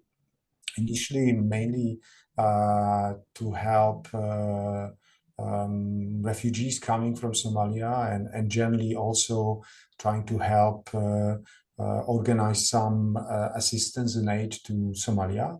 And then organizations such as Africa Differently and Africa Connect Foundation, these are other two very important organizations which specifically address anti-Black racism in Poland. There were many other organizations. One of them was also called Arabia PL, which dealt more with the Arab countries. But these were the major sort of type of organizations which you could see emerging and addressing issues of anti-Black racism in Poland in the past. Before, I would say the impact of the global Black Lives Matter. Here also, this activism also has to be understood within the wider sort of political atmosphere and situation. One of the important ones was creation of the National Program to Prevent Racial Discrimination, Xenophobia, and Related Intolerance. And also in 2013, there was created the Council Against Racial Discrimination and Xenophobia. And next slide, please. This activism addressing anti-Black racism, Bolaji, if we could go to the next slide, was undergone a significant sort of change in 2015 with the political change in Poland and migration crisis. which became a very strong sort of catalyst for racialization, including racializations of people, of Black people. But the main sort of target of the moral panic was the influx of forced migrants, and who were portrayed as a significant threat to the society, to the even to the country. So you had a wide campaigns against, for example, Islamization of Poland. What is very interesting, and it kind of links a little bit with the current reality, is that during this time there was a political change in Poland. The Law and Justice Party took power, and some of this early activism addressing the issues of racism were scrapped, and the anti-Muslim mobilization basically continued from 2015 onwards with various scales of, I would say, of dynamism. But now, as we are approaching next month the new parliamentary elections, the questions of this type of especially anti-Muslim mobilization is very much there, and partially it also targets people of color, and it has a very strong racial undertones. You can see here, for example, one of the covers of the Polish magazine I w Sieci, which shows this is old from 2015, but some of this tropes, some of these themes are being now very much used, and one of the parties which has quite high chances of actually getting to the parliament is called Confederation, is openly sort of racist party. And here you can see some also a slide which shows Europe will always be white or there won't be Europe. So some of these topics and themes are very much used in the current sort of political mobilization, which has a very strong sort of racial and also anti-Black undertones. And now I'll pass to you, Bolaji. Thanks very much, Konrad. Right. Given the very interesting historical, trajectory that Konrad is just, quickly and interestingly set out, we could see easily that there exists already a very solid platform for the global, Black Lives Matter campaign to actually emerge from Poland, which brings to mind what David Theo Goldberg actually speaks about in terms of bringing the local to the global. And it's very, very important that we pay attention to this idea of local to global, because this is, again, this speaks directly to the theme of this talk generally, because we're looking at a global context here. And when Konrad and I started looking at some other things that have actually emerged around the idea of bringing local to global, we found that the notion of Black Lives Matter is often being reduced to largely, I would say, North America and Western Europe, which is quite interesting. Which again, Dr. Lee pointed it out before in his talk. There's no much going on in terms of the giving the major media coverage to the Black Lives Matter themes in places like Taiwan. Very similar, at the same time different to the Polish case, as we can see here that across Central and Eastern Europe we had a lot of support for Black Lives Matter, not only in Poland, but we have in places like Romania, in the Czech Republic, even in Russia before the ongoing war. There was quite a lot of protests around this. Of course, this did not make it to the mainstream media, especially in the West.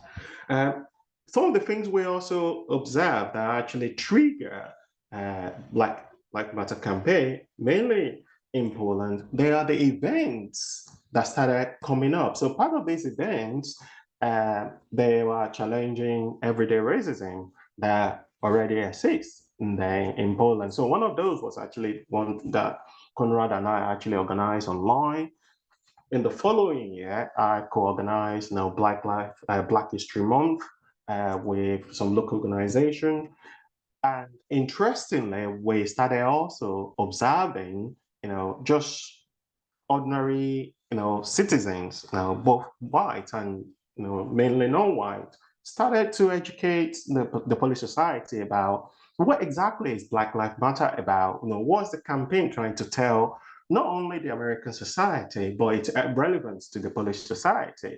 And part of the things that have been put forward, their education, about the idea of race, how does it really impact on, no matter how small this group might be, the people of color in Poland.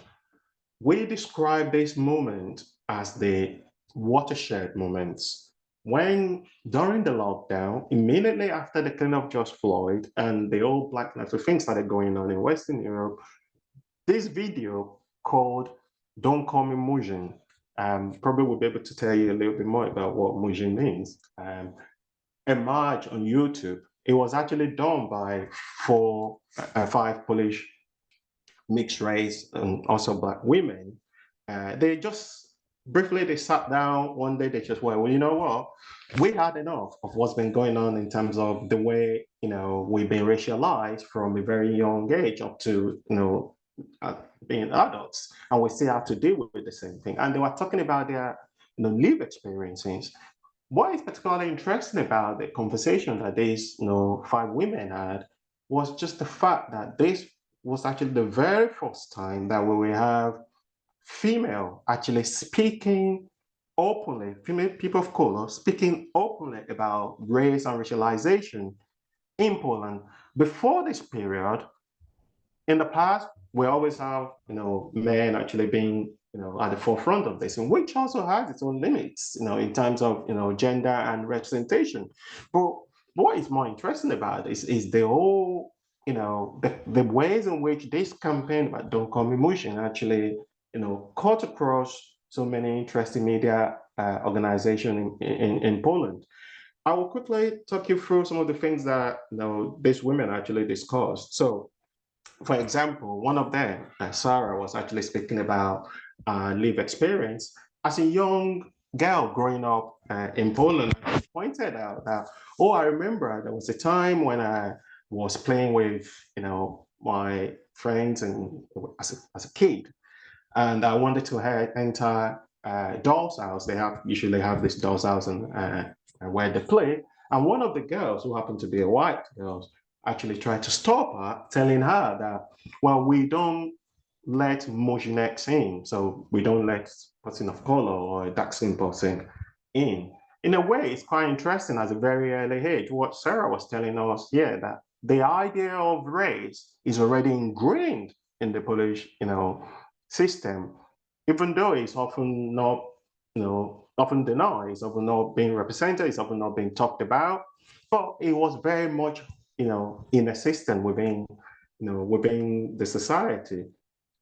Also, Oge spoke in a similar mood about, whenever she was playing with kids who are often white in Poland. This is quite interesting. I mean, the period that these women are talking about, they are not really far off. We're talking about probably 1990s, early 90s. And quite often when other girls, when they're playing with her, they will always attempt to try to, touch her skin and then check their hand to see if anything will rub off, which is quite remarkable. At the time, Ogie really didn't read anything to these things. He just thought, well, seems to be normal. Until the accumulation of things like this continued to happen to her, and then she thought, well, you know what? It would be very interesting to actually share this thing on the social media as part of the discussion that these women actually have. So it was quite interesting, the kind of topics and the conversation that these women had. it got to really to the top level in Poland that caught the attention of the very, very recognized body. It's a body that actually regulates. In Poland, we have a body that regulates language, what you use in the public, how you use them, are they valid, are they not valid? So the conversation that these women had caught the attention of this organization. And then they started thinking about, you know what, I think there are certain things that we now need to begin to change in terms of the way we represent not only people of color, but minority group generally. And then there was a recognition, actually, there was a public recognition that the word I mentioned before, Mujin, which hopefully there'll be time during the question to unpack this, it's no longer very valid in the public space. It could be used within education to allow people to understand the impact it has on people of color. So in many interesting ways, the Black Lives Matter campaign has triggered a lot of interesting things. In fact, in the case of Poland, I would say probably a little bit of progress made in terms of race relations compared to what we have in the past. Of course, there's still a chunk amount of work to be done. So quickly, just to come to some sort of conclusion, I will be very brief. Sorry. And we're a bit over, and I want to make sure that we get to discuss this wonderful presentation. So if you'll wrap in 1 minute.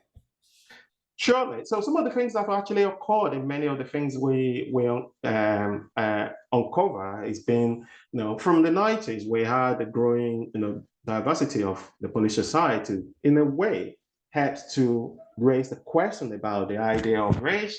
Also, the international organizations, human rights organizations, they started also bringing this topic up. The change in policy. I wouldn't really say much about that because it's sometimes it's not really, it's just a lip service being paid to the idea or notion of race.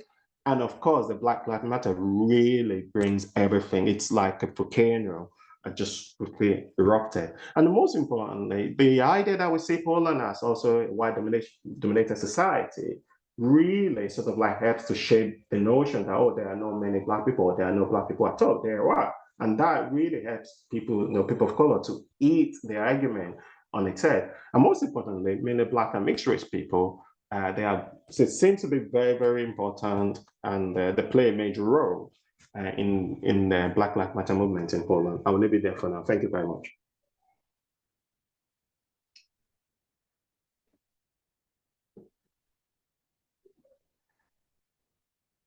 I think you're muted.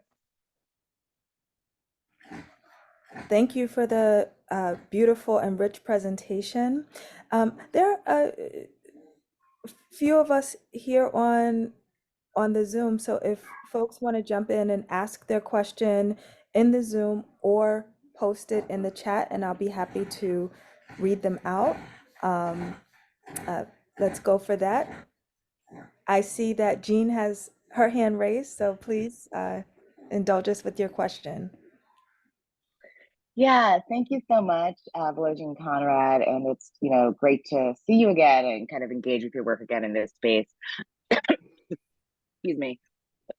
So my question actually is about perhaps you can contextualize for the audience sort of the use of the ways that sort of racism is often framed as a U.S. phenomenon and how that impacts the activism, the anti-racist activism that you're seeing in Poland. I think that will kind of help us kind of broaden the conversation a bit. Thank you.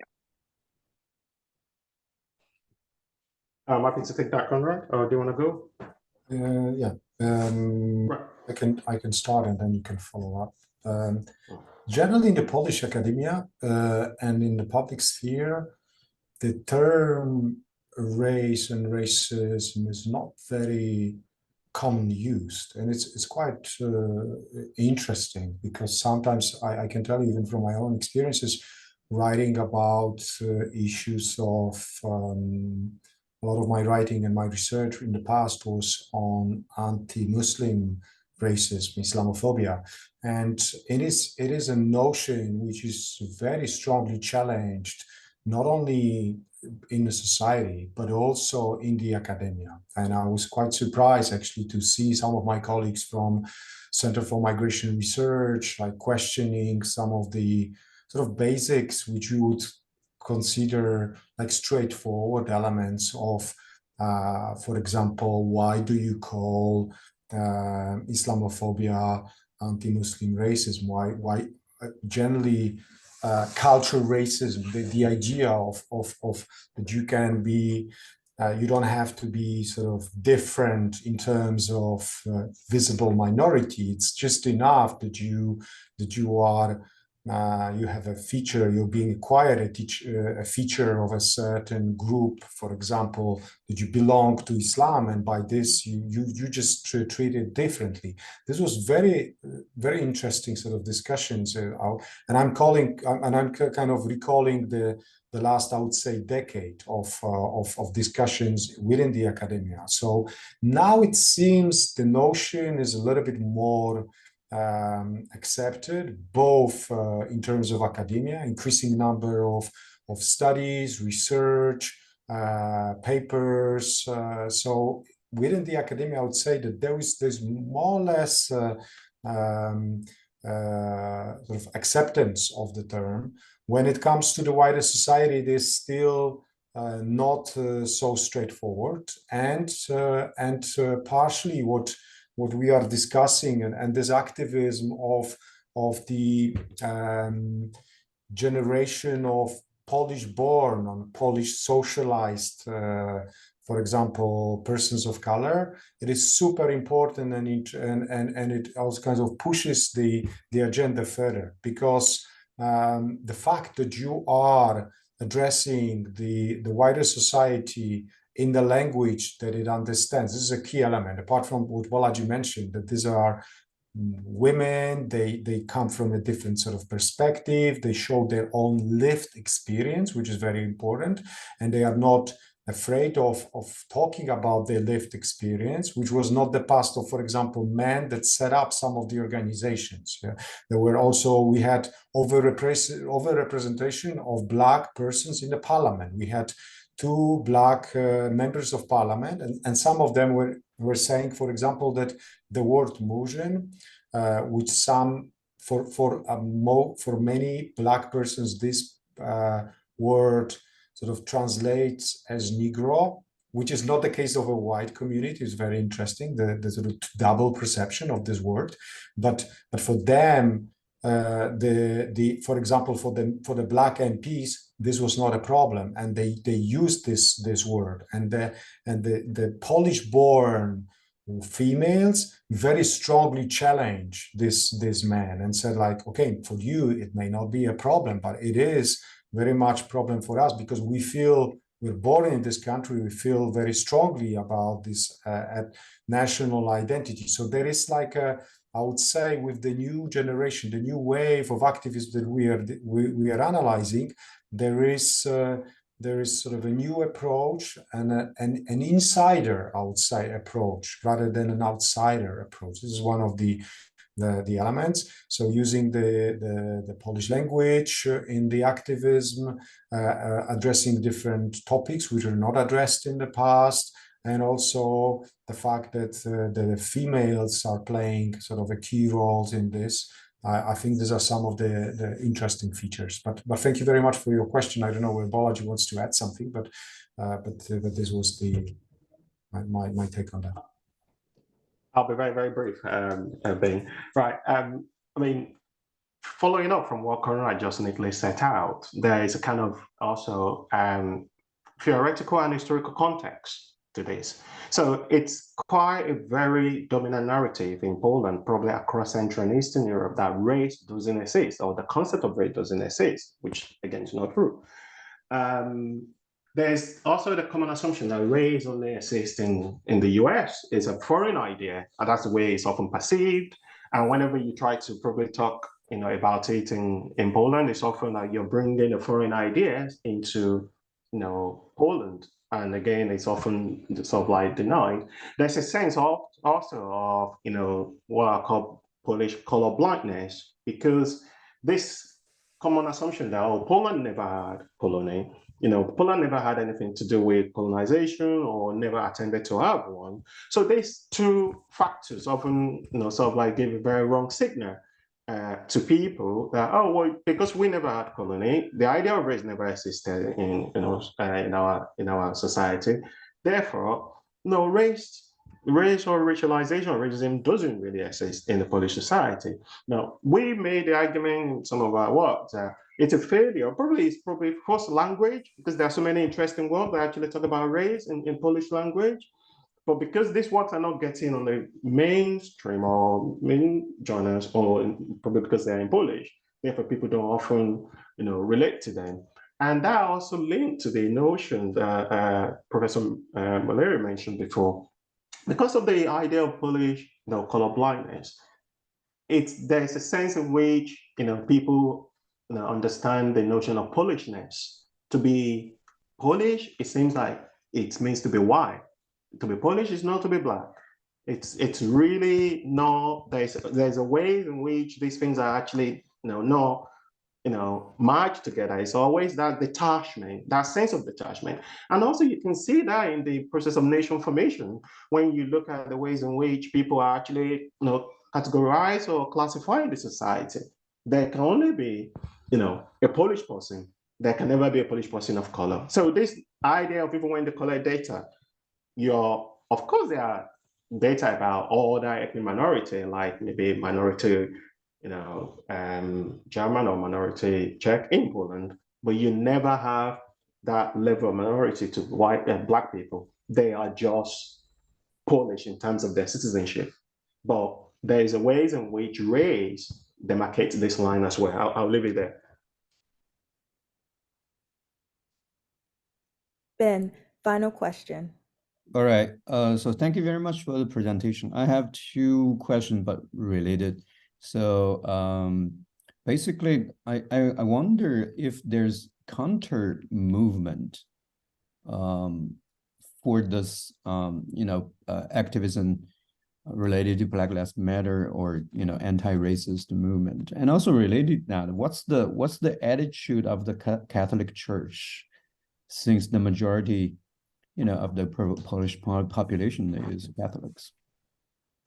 Thank you very much for take this on the question. first one. Is that right? Yeah. All right. Okay. Yeah, the counter movement, that's a very, very interesting question. There is a work we're doing with Jane at the moment about anti-racism in Poland, and it's quite often thought about, the idea of anti-racism only existing in the West, which is, again, maybe there's a problem of language that people don't get to see, the interesting work that some, anti-racist organizations are actually doing in a place like Poland. Of course, there are so many collaboration and cooperation going on between, those organizations in Poland and some in Western Europe, especially since, Black Matter movement, the killing of George Floyd, and also the recent event with Russia and Ukraine, when the issue that affected people of color. So there are so many, interesting organizations, anti-racist organizations, but with very, very low profile, but also working in collaboration with other organizations in Western Europe, and also being funded also by organizations mainly in Germany. So there are many. It's just that they are not getting across, because this is the dominant narrative about Central and Eastern Europe needs to change in a way, the way we see Central and Eastern Europe in terms of it's a place that's not very much developed, therefore there can never be something like anti-racist organization going on. There are loads that are actually going on in there. Yeah, just to add a little bit on that, there is a very strong counter movement in a form of political activism. The one of the parties which I mentioned, the Law and Justice Party now is preparing for the elections. We've got elections next month, 15th of October, and apart from just normal electoral process, they have introduced. They want to run a referendum during the election time. And this referendum, one of the questions in the referendum is about the EU solidarity mechanism of sharing forced migrants. And another one is about the Polish-Belarusian border, which is a place of daily pushbacks of people who are coming from all over the world and try to come to Poland. This is co-organized by Russia and Moscow. It's part of it. It has an element of a hybrid war, but at the same time, Polish authorities are not, in accordance, in the light of the international treaties, are not processing their applications for international protection, but pushing them back. So these two topics, these two questions in the referendum are openly sort of has a very strong racial undertones and are being used and abused by the ruling party and some other political movements in order to steer moral panic about the arrival of the others from Africa and from generally Middle East and North Africa, or generally Africa. So which is very, very worrying sort of, and this I consider as a major sort of counter movement by main political parties. So it is very strong. Your question about the Catholic Church is super interesting. I've been doing research on the perception of migrants and in particular Muslims by people from the Catholic Church. And generally, what you can see, there is a very strong alliance. The church is not unique, sort of united. The Polish church, as probably church in other countries, is very much sort of divided. And so you have a progressive groups, but by and large is pretty conservative and very much in line with the ruling party. So it has managed to achieve a lot of things. One of the elements which achieved was making the abortion law, which is already strict, it made it even stricter. So which was very unexpected, and achieved many other things which we generally were which we lobbied for. And when it comes to the church addressing the issues of racializations of forced migrants, racial and other forms of steering moral panic around different others, the church, I'm afraid, if you look into the majority or the most important sort of institutions within the church, they would very much play in line with the conditions created by the ruling party, I'm afraid. So the church, unfortunately, I don't want to sound sort of alarmist, and I don't want to sort of unify it, because there are circles within the Catholic Church in Poland which try to address, but it's the same like when you look into the, for example, situation of Islamophobia. I give you just one last sentence from my research among the Tatars, which is the small minority within the Muslim community in Poland. And some of these people which I interviewed, being aware of the banalization, as I call it, of Islamophobia. Islamophobia has passed all kinds of tests. You know, in the UK, we call it like dinner table test, all tests, basically. It is kind of taken for granted and sort of very, very much there in the public sphere on a daily basis. So the Tatar community, they said to me, several of the members of the community, we cannot address the issues of Islamophobia. We have no means. We have no.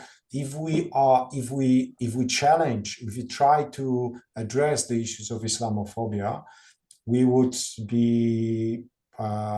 This would be death for our community in a sense. You know, we'll lose all the possible influence sort of points which we have in a society. So we have to change it differently, but we cannot, you know, simply address the issue of Islam. So I guess this is more or less also the attitude of many people within the church, which would feel basically totally weak and without any sort of possibilities of doing it. Just to give you example, the main opposition party is also now talking about the fact that there is a huge immigration of people from Muslim countries to Poland. So even they do not know how to address this moral panic. And because there is a very narrow fight in these parliamentary elections, they are even using the elements of the moral panic created by the ruling party in order to gain some votes, because they are afraid that if they address these issues openly and try to talk about the issues of migration, they will lose these elections. So being aware of the social sort of attitudes and feelings about the issues of the level of Islamophobia, racializations of forced migrants in particular, they basically give up and don't want to touch this topic. Thank you. Thank you so much, Konrad and Bolaji, for, I mean, there's just so much here.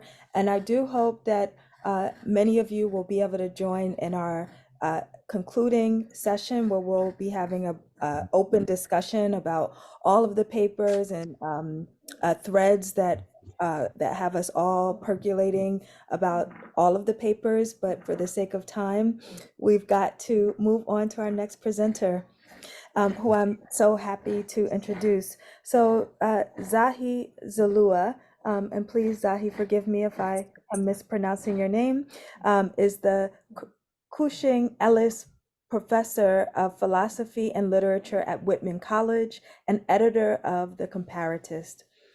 So Professor Zalloua is the author of many, many books, of which I could spend all of our allotted time naming, but I'll just name the most recent that has come out, and I hope that many of us will check this book out. I'm ordering my copy now. Is the Solidarity and the Palestinian Cause, Indigeneity, Blackness, and the possibility of and the promise of universality. So without further ado, we will have Zahi present to us a presentation on Black Palestinian solidarity, BLM, and the politics of the wretched. Thank you so much. So I'm going to share my PowerPoints here.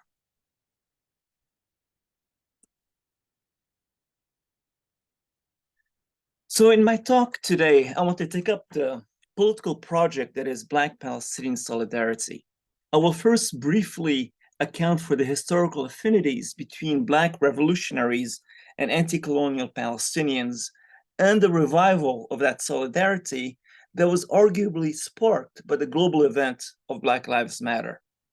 Then I will explore the Afro-pessimist challenge to this Black Palestinian solidarity in the remaking.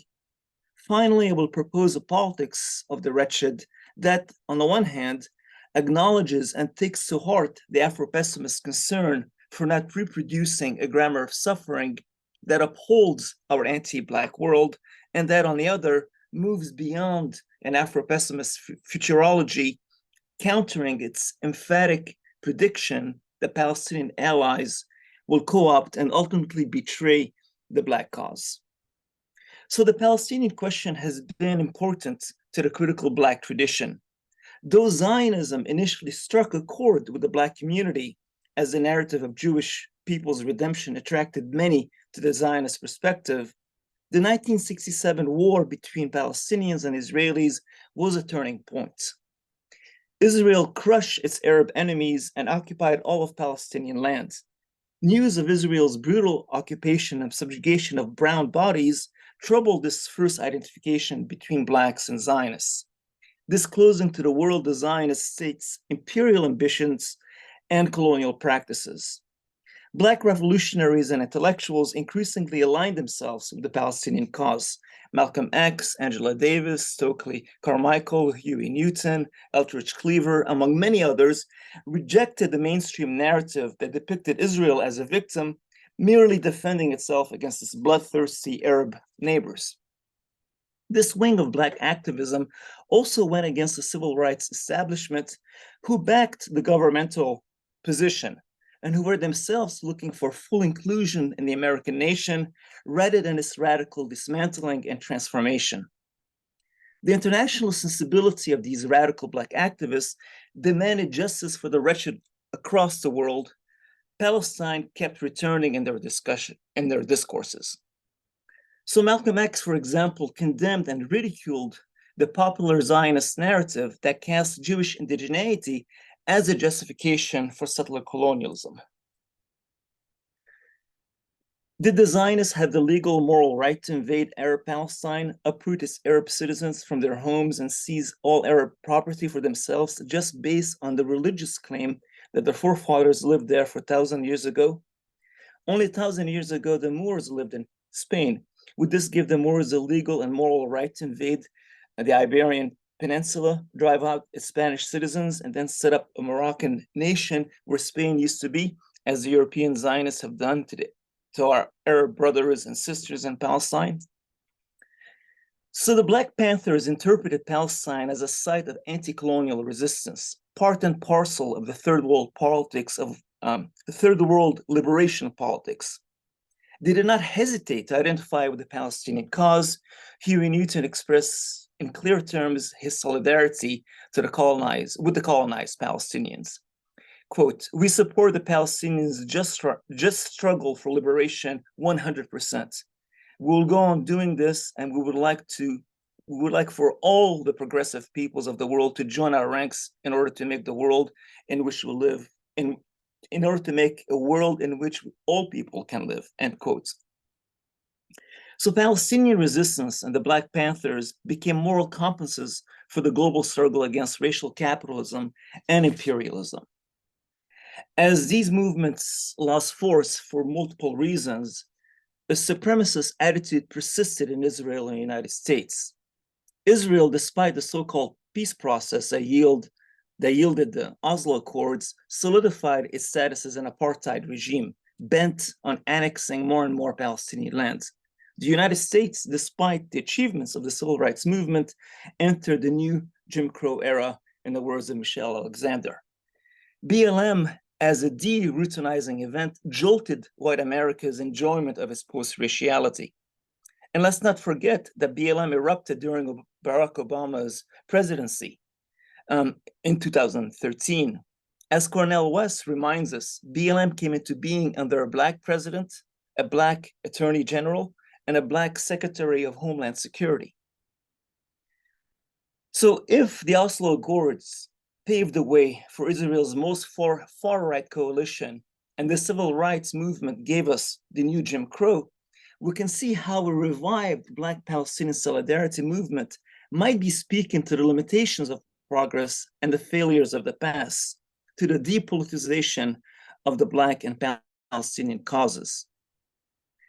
In its protests against police brutality and state-sanctioned violence, BLM fostered an atmosphere of critical collaboration, inviting activists to couch the struggle against racial domination in global and universalist terms. Black Palestinian solidarity was effectively born. Over 1,000 Black activists, artists, scholars, students, and organizations signed the 2015 Black Palestinian Solidarity Statement with Palestine. We know Israel's violence towards Palestinians would be impossible without the US defending Israel on the world stage and funding its violence with over $3 billion annually. We call on the US government to end economic and diplomatic aid to Israel. We urge people of conscience to recognize the struggle for Palestinian liberation as a key matter of our time. We reject notions of security that make any of our groups unsafe and insist that no one is free until all of us are. So without BLM, the Black cause and the Palestinian cause would have remained distinct causes for most of white America. The spontaneous support of activists in occupied Palestine for BLM activists, right, texting, tweeting Black activists' tactics for countering police repression during the Ferguson protests, and the subsequent move by BLM to recognize the plight of the Palestinians testifies to the ways politics can exceed any faction's immediate goals. Black resistance in the US to Black-Palestinian solidarity persists on at least two fronts. On the political front, Black lawmakers in the Democratic leadership, like House Minority Leader Hakeem Jeffries, are unconditional supporters of Israel, not only complicit in, but actively responsible for the shielding of Israel from any kind of unfavorable judgments by the international community, influencing the government to fund Israel's war machine and to exercise its veto power on the Security Council vis-a-vis any resolution that targets Israel for its grave abuses of Palestinians. Current internal turmoil within BLM speaks to the relationship between BLM and the Democratic Party. For the BLM Inland Empire chapter, the rapprochement between BLM Global Network, the centralized organization that grew out of the anti-racist protest movement in 2020, and the Democratic Party is a point of grave contention and contestation. The issue of great concern for us is the relationship between the global network and the Democratic Party. This is hypocritical at best, as the Democratic Party has historically rejected and ignored BLM's demands and has made it clear that they are pro-police, pro-prison, and committed to capitalism. This is a party that is a threat both here and internationally. To ally with them is to ally against ourselves. To ally with the Democratic Party is to settle for domestic issues, to give up on the universal politics undergirding the movement for Black lives. To settle for domestic issues translates into towing the party line. And what this actually means for the Palestinian question is simple: accept and defend Israel's right to exist as a supremacist state. On the academic front, Afro-pessimists like Frank Wilderson have registered objections to any claims of Black Palestinian solidarity. Afro-pessimism, a vibrant movement within critical Black studies, translates and recasts the new Jim Crow era as the afterlife of slavery, in the words of Saidiya Hartman. The notion of the afterlife of slavery stresses the continuity of Black objection from chattel slavery to contemporary reality. Former legal equality did not alter the ontological devastation of slavery. The positionality of Blacks in an anti-Black world has not qualitatively changed W. Du Bois' color line. So the positionality of Blacks in an anti-Black world has not qualitatively changed. Du Bois' color line is more metaphysical than historical. The middle passage was, as Wilderson puts it, quote, a human and a metaphysical holocaust, end quote. For this reason, there is no overcoming of anti-Blackness without simultaneously dismantling the world, right? Without the dismantling of the human world. For the Afro-pessimist, to be human is predicated on not being a slave, on not being Black. From this identification of Blackness with slaveness and nothingness, Wilderson draws clear implications for the future of cross-racial solidarity. And he particularly zeroes in on Black Palestinian solidarity. Wilderson sounds the alarm about the dangers in conflating or analogizing the struggles of Blacks and Palestinians. He paints a polemical, if not paranoid, understanding of Black Palestinian solidarity. So right now, pro-Palestinians are saying Ferguson is an example of what is happening in Palestine, and you're all getting what we're getting. That's just bullshit. First, there is no time period in which Black police and slave domination have ever ended. Second, the Arabs and the Jews are as much part of the Black slave trade, the creation of Blackness as social death, as anyone else. As I told a friend of mine, yeah, we're going to help you get rid of Israel, but the moment that you set up your shit, we're going to be right there to jack you up. Because anti-Blackness is as important and necessary to the formation of the Arab psychic life as it is to the formation of a Jewish psychic life. Wilderson's reading of the Palestinian position is problematic on a couple of levels. First, it affirms an Afro-pessimist futurology that can only extrapolate betrayal ahead. For Wilderson, Palestinians have a degraded humanity, whereas Blacks possess an abject inhumanity. And that's his language. Palestinians can aspire to full humanity, but Blacks can only serve the needed negation of the idea and ideal of humanity.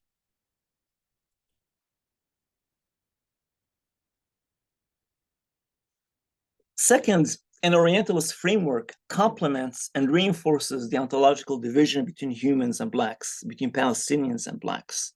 Wilderson's Arab imago, this imagined Arab psychic life, occludes any elements of Palestinian specificity, over-determining in turn his diagnosis and predictions. Wilderson's emphasis on Blackness's ontological difference unnecessarily blocks a whole line of inquiry that might be generative for reimagining Black Palestinian futurity in a common struggle for an anti-racist and anti-colonial world. What is also surprising here is Wilderson's failure to engage earlier Black traditions that favored an internationalist perspective. To take, for example, former Black Panther Mumia Abu Jamal. To the average Panther, even though he worked daily in the ghetto communities of North America, his thoughts were usually on something larger than himself. It meant being part of a worldwide movement against US imperialism, white supremacy, colonialism, and corrupting capitalism. We felt as if we were part of the peasant armies in Vietnam, the degraded Black miners in South Africa, and the Fedayeen in Palestine. And here you see this deep interconnection between class and race in the Black Panther. And this kind of repeats the Fanonian sensibility that the wretched are not reducible to Black bodies alone, but include other sufferers around the globe. Now, in evaluating the objections to a Black Palestinian solidarity coming from Black voices, I find the Afro-pessimist concern far more urgent, right? Political elites are invested in supporting mainstream vision, simply morally bankrupt, right? They're just reinforcing the reproduction of Israel's apartheid regime. And they have no interest, right, in talking about racial capitalism and imperialism. And this is the best argument against identity politics, which becomes divorced from precisely racial capitalism. The strong merit of Afro-pessimists is that they're not looking to reform the system.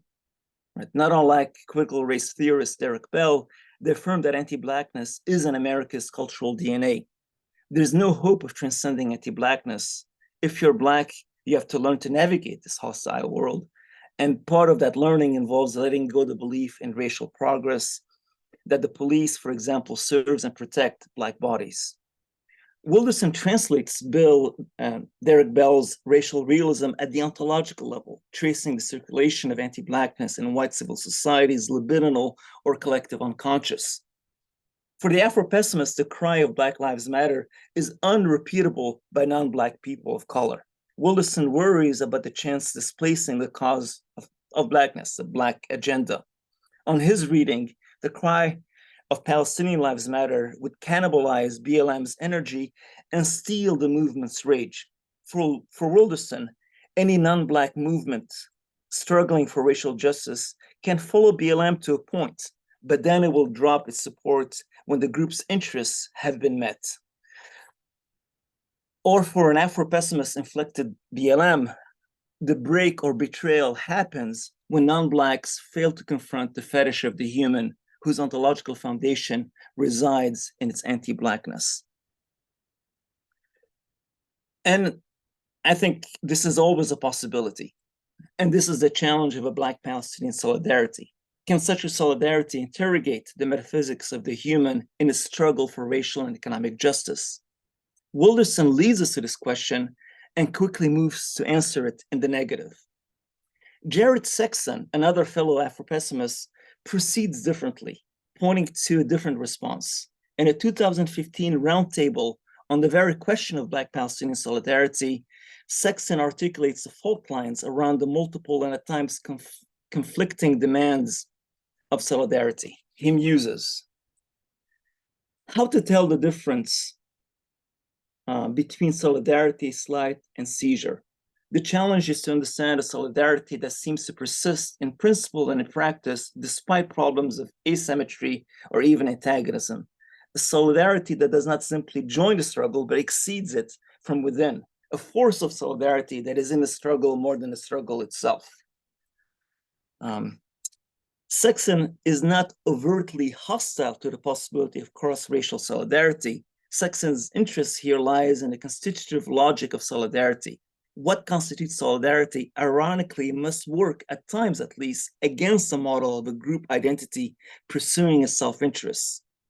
If you are Palestinians, you cannot be in solidarity with Black folks simply by adding your voice to the chorus of the movement for Black lives. And if you're Black, you cannot forge solidarity just by marching with Palestinians, holding up signs, Free Palestine, or from Ferguson to Gaza, Intifada, Intifada. These movements of contact are invaluable and necessary. They reveal that a movement's demands, demand for more is not limited to the pursuit of one's particular cause. Yet the inclusion of the other's movement's demand in your political vision or even platform can be sincere, yet remain performative at the same time. What if the investment in the cause of others infringe on the interests of my own cause? At this point, we might say that the move to solidarity confronts a choice between the pleasure principle and what is beyond it.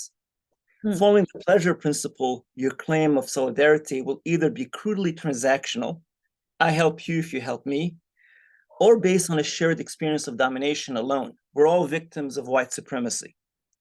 In order to go beyond... I want to note that you're at time, so if you could help us. Yes, I have like 1 minute. Yes. So your claims of solidarity cannot be premised exclusively on the material interests of your movement. And this is a scary place to find oneself. It asks us to scrutinize our principles, to repeat that we're all victims of white supremacy is to minimize or blunt the intervention of critical Black scholars for the comfort of maximizing collective support. For Palestinians to stand in solidarity with Blacks is to solicit white terror, a further blackening of their being. For Blacks to stand with Palestinians is to solicit charges of anti-Semitism, which puts them at risk in their standing among white liberals. Solidarity can stall or hinder a struggle, but it can also radicalize it by paradoxically de-exceptionalizing it, de-individualizing its grammar. It is no longer a struggle for a piece of the common good. A force of solidarity, to take up Sexton's language, recasts the struggle as a struggle beyond identity and its rewards, a struggle by a cause that is more than the struggle itself. And international politics, beyond calculative reason, catalyzes a struggle beyond its limits and interests, even tempting its derailment. The chant of Palestinian Lives Matter must be seen in this light. It bears witness to BLM's critical inventiveness and reinforces the emancipatory universalist message of the movement. Affirming Palestinian Lives Matter is a universalist chant for racial and economic justice, one that boldly repeats in solidarity the revolutionary call of BLM. Palestinians and Black activists are not settling for a particular solution, recognize my identity, my humanity. The cry is far more subversive.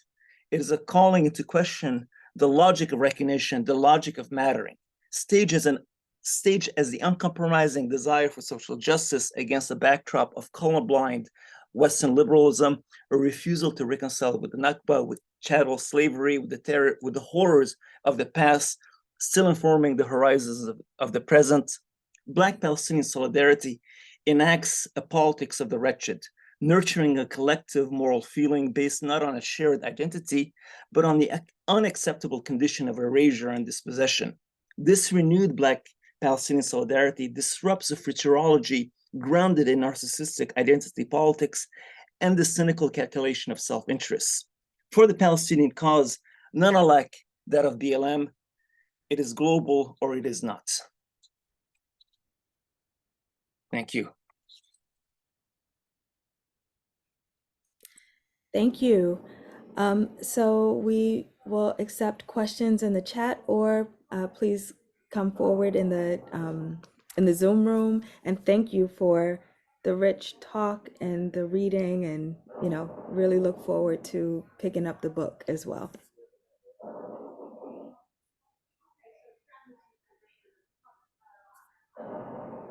I saw a hand up.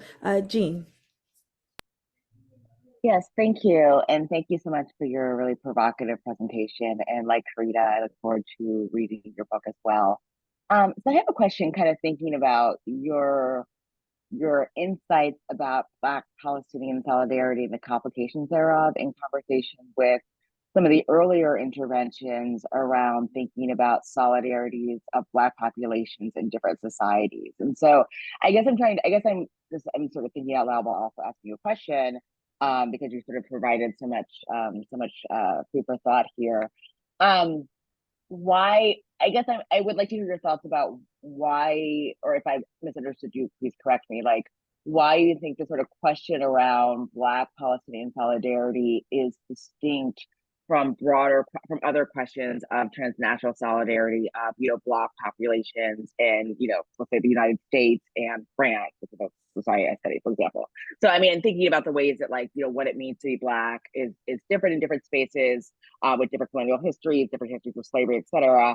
I take your point about sort of not conflating chattel slavery with the mikvah, but at the same time, I'm wondering the implications of how we can think about solidarities across different societies more generally.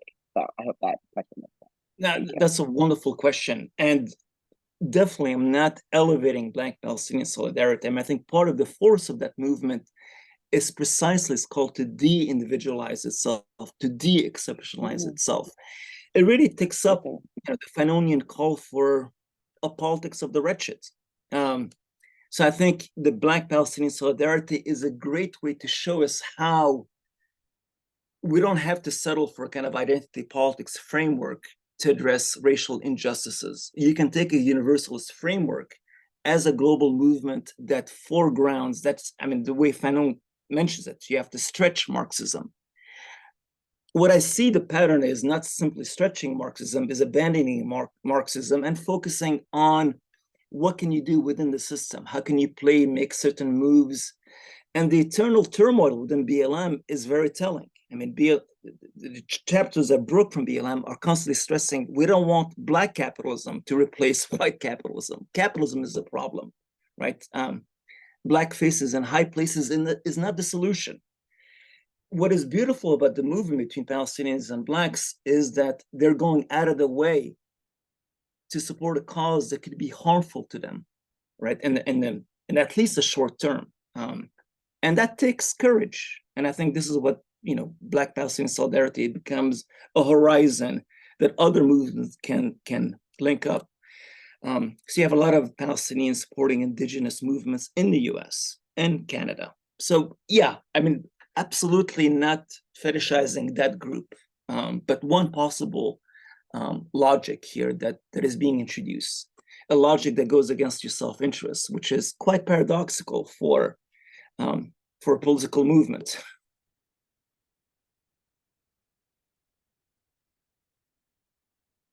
Thank you. We have a question. We have a question from the audience from Boniface Noyong Goyo. And the question is about Black Palestinians. They ask, are there any? And if so, how do they fit into the discourse? Yeah, so Wilderson goes after the solidarity movement between Blacks and Palestinians.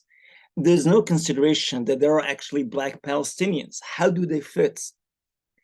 I suspect he would argue that their Blackness would override their Palestinianness. In a sense, their Blackness, they'll be subjected to the same kind of anti-Blackness as any other body. So it is paradoxical. And what he focuses on is, in his many writings on Black Palestinian solidarity, he focuses on one response from a Palestinian friend before he became Wilderson, the Afro-pessimist. So his friend is first starting to explain the death of his cousin during the first Intifada. Then his friend starts meditating on his own experience at the checkpoints in occupied Palestine. And he says the worst form of alienation I've ever experienced is when an Ethiopian Jew body checks me. And at that point, he saw there is no separation between Palestinians and white supremacists. They both feed off a libidinal economy that is fundamentally anti-Black. So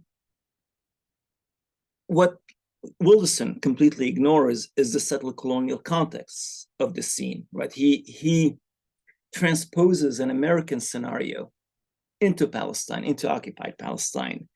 So when it comes to the racial logic abroad, Afro-pessimism is very weak, right? And because I think it takes the model of the American experience and universalize it, right, as a global scene. And there's some uses of that. But when you go to France, I mean, the Beurs and the Black citizens, it could occupy a very similar position. It would be hard to tell, a Northern African person that you're a junior partner to the racist, right? Versus Blacks who are separate from everybody else. So Wilderson's neglect of considering Black Palestinians is emblematic of his general neglect of more specific accounts for how racial matrix, how the racial matrix works in France or in Palestine or in Israel as well. Thank you, Zahi. And we're at time, but I do want, if you would, I'd love for you to just close with a very brief remark on, yes, thank you for unpacking the complicated Afro-pessimism framework and how it applies here. But I want to push on the same question. What is the discourse if in fact Afro-pessimism just acts as though Black Palestinians don't exist? What have they been saying in this Black Lives Matter moment? And love to hear just some remarks on that. The Afro-pessimists read on BLM. No, not what the what Black folks from Palestine, Black Palestinians have been saying, because they very much have had a leading voice. Yes. I think they endorse the kind of Black Palestinian solidarity that has emerged. They see themselves in this movement, right? I mean, I think it articulates their plight, that they're, in a sense, they're doubly colonized. They're colonized because of their Palestinianness, and they're colonized because of their Blackness. So, I mean, I think in terms of a logic of exclusion, they're doubly excluded. So they also look at the historical past of these kind of transnational movements, and they want to repeat this with a new angle, with a new kind of engagement with Black Lives Matter. I mean, I think Black Lives Matter's articulation of a logic that questions what makes you matter, right? That moves away from the still very dominant politics of recognition. So I think, what the Afro-pessimists are pointing to, a certain failure for politics. So I think we have to respond to the failures of politics by moving away from a kind of paradigm of recognition. It's not recognize my humanity, is to dismantle what humanity stands for today. And I think Black Palestinians, like any group, is not going to be homogeneous in either supporting that vision. There's a lot of temptation with the politics of recognition, but I think we have to move beyond the politics of recognition. That would be my concluding comments.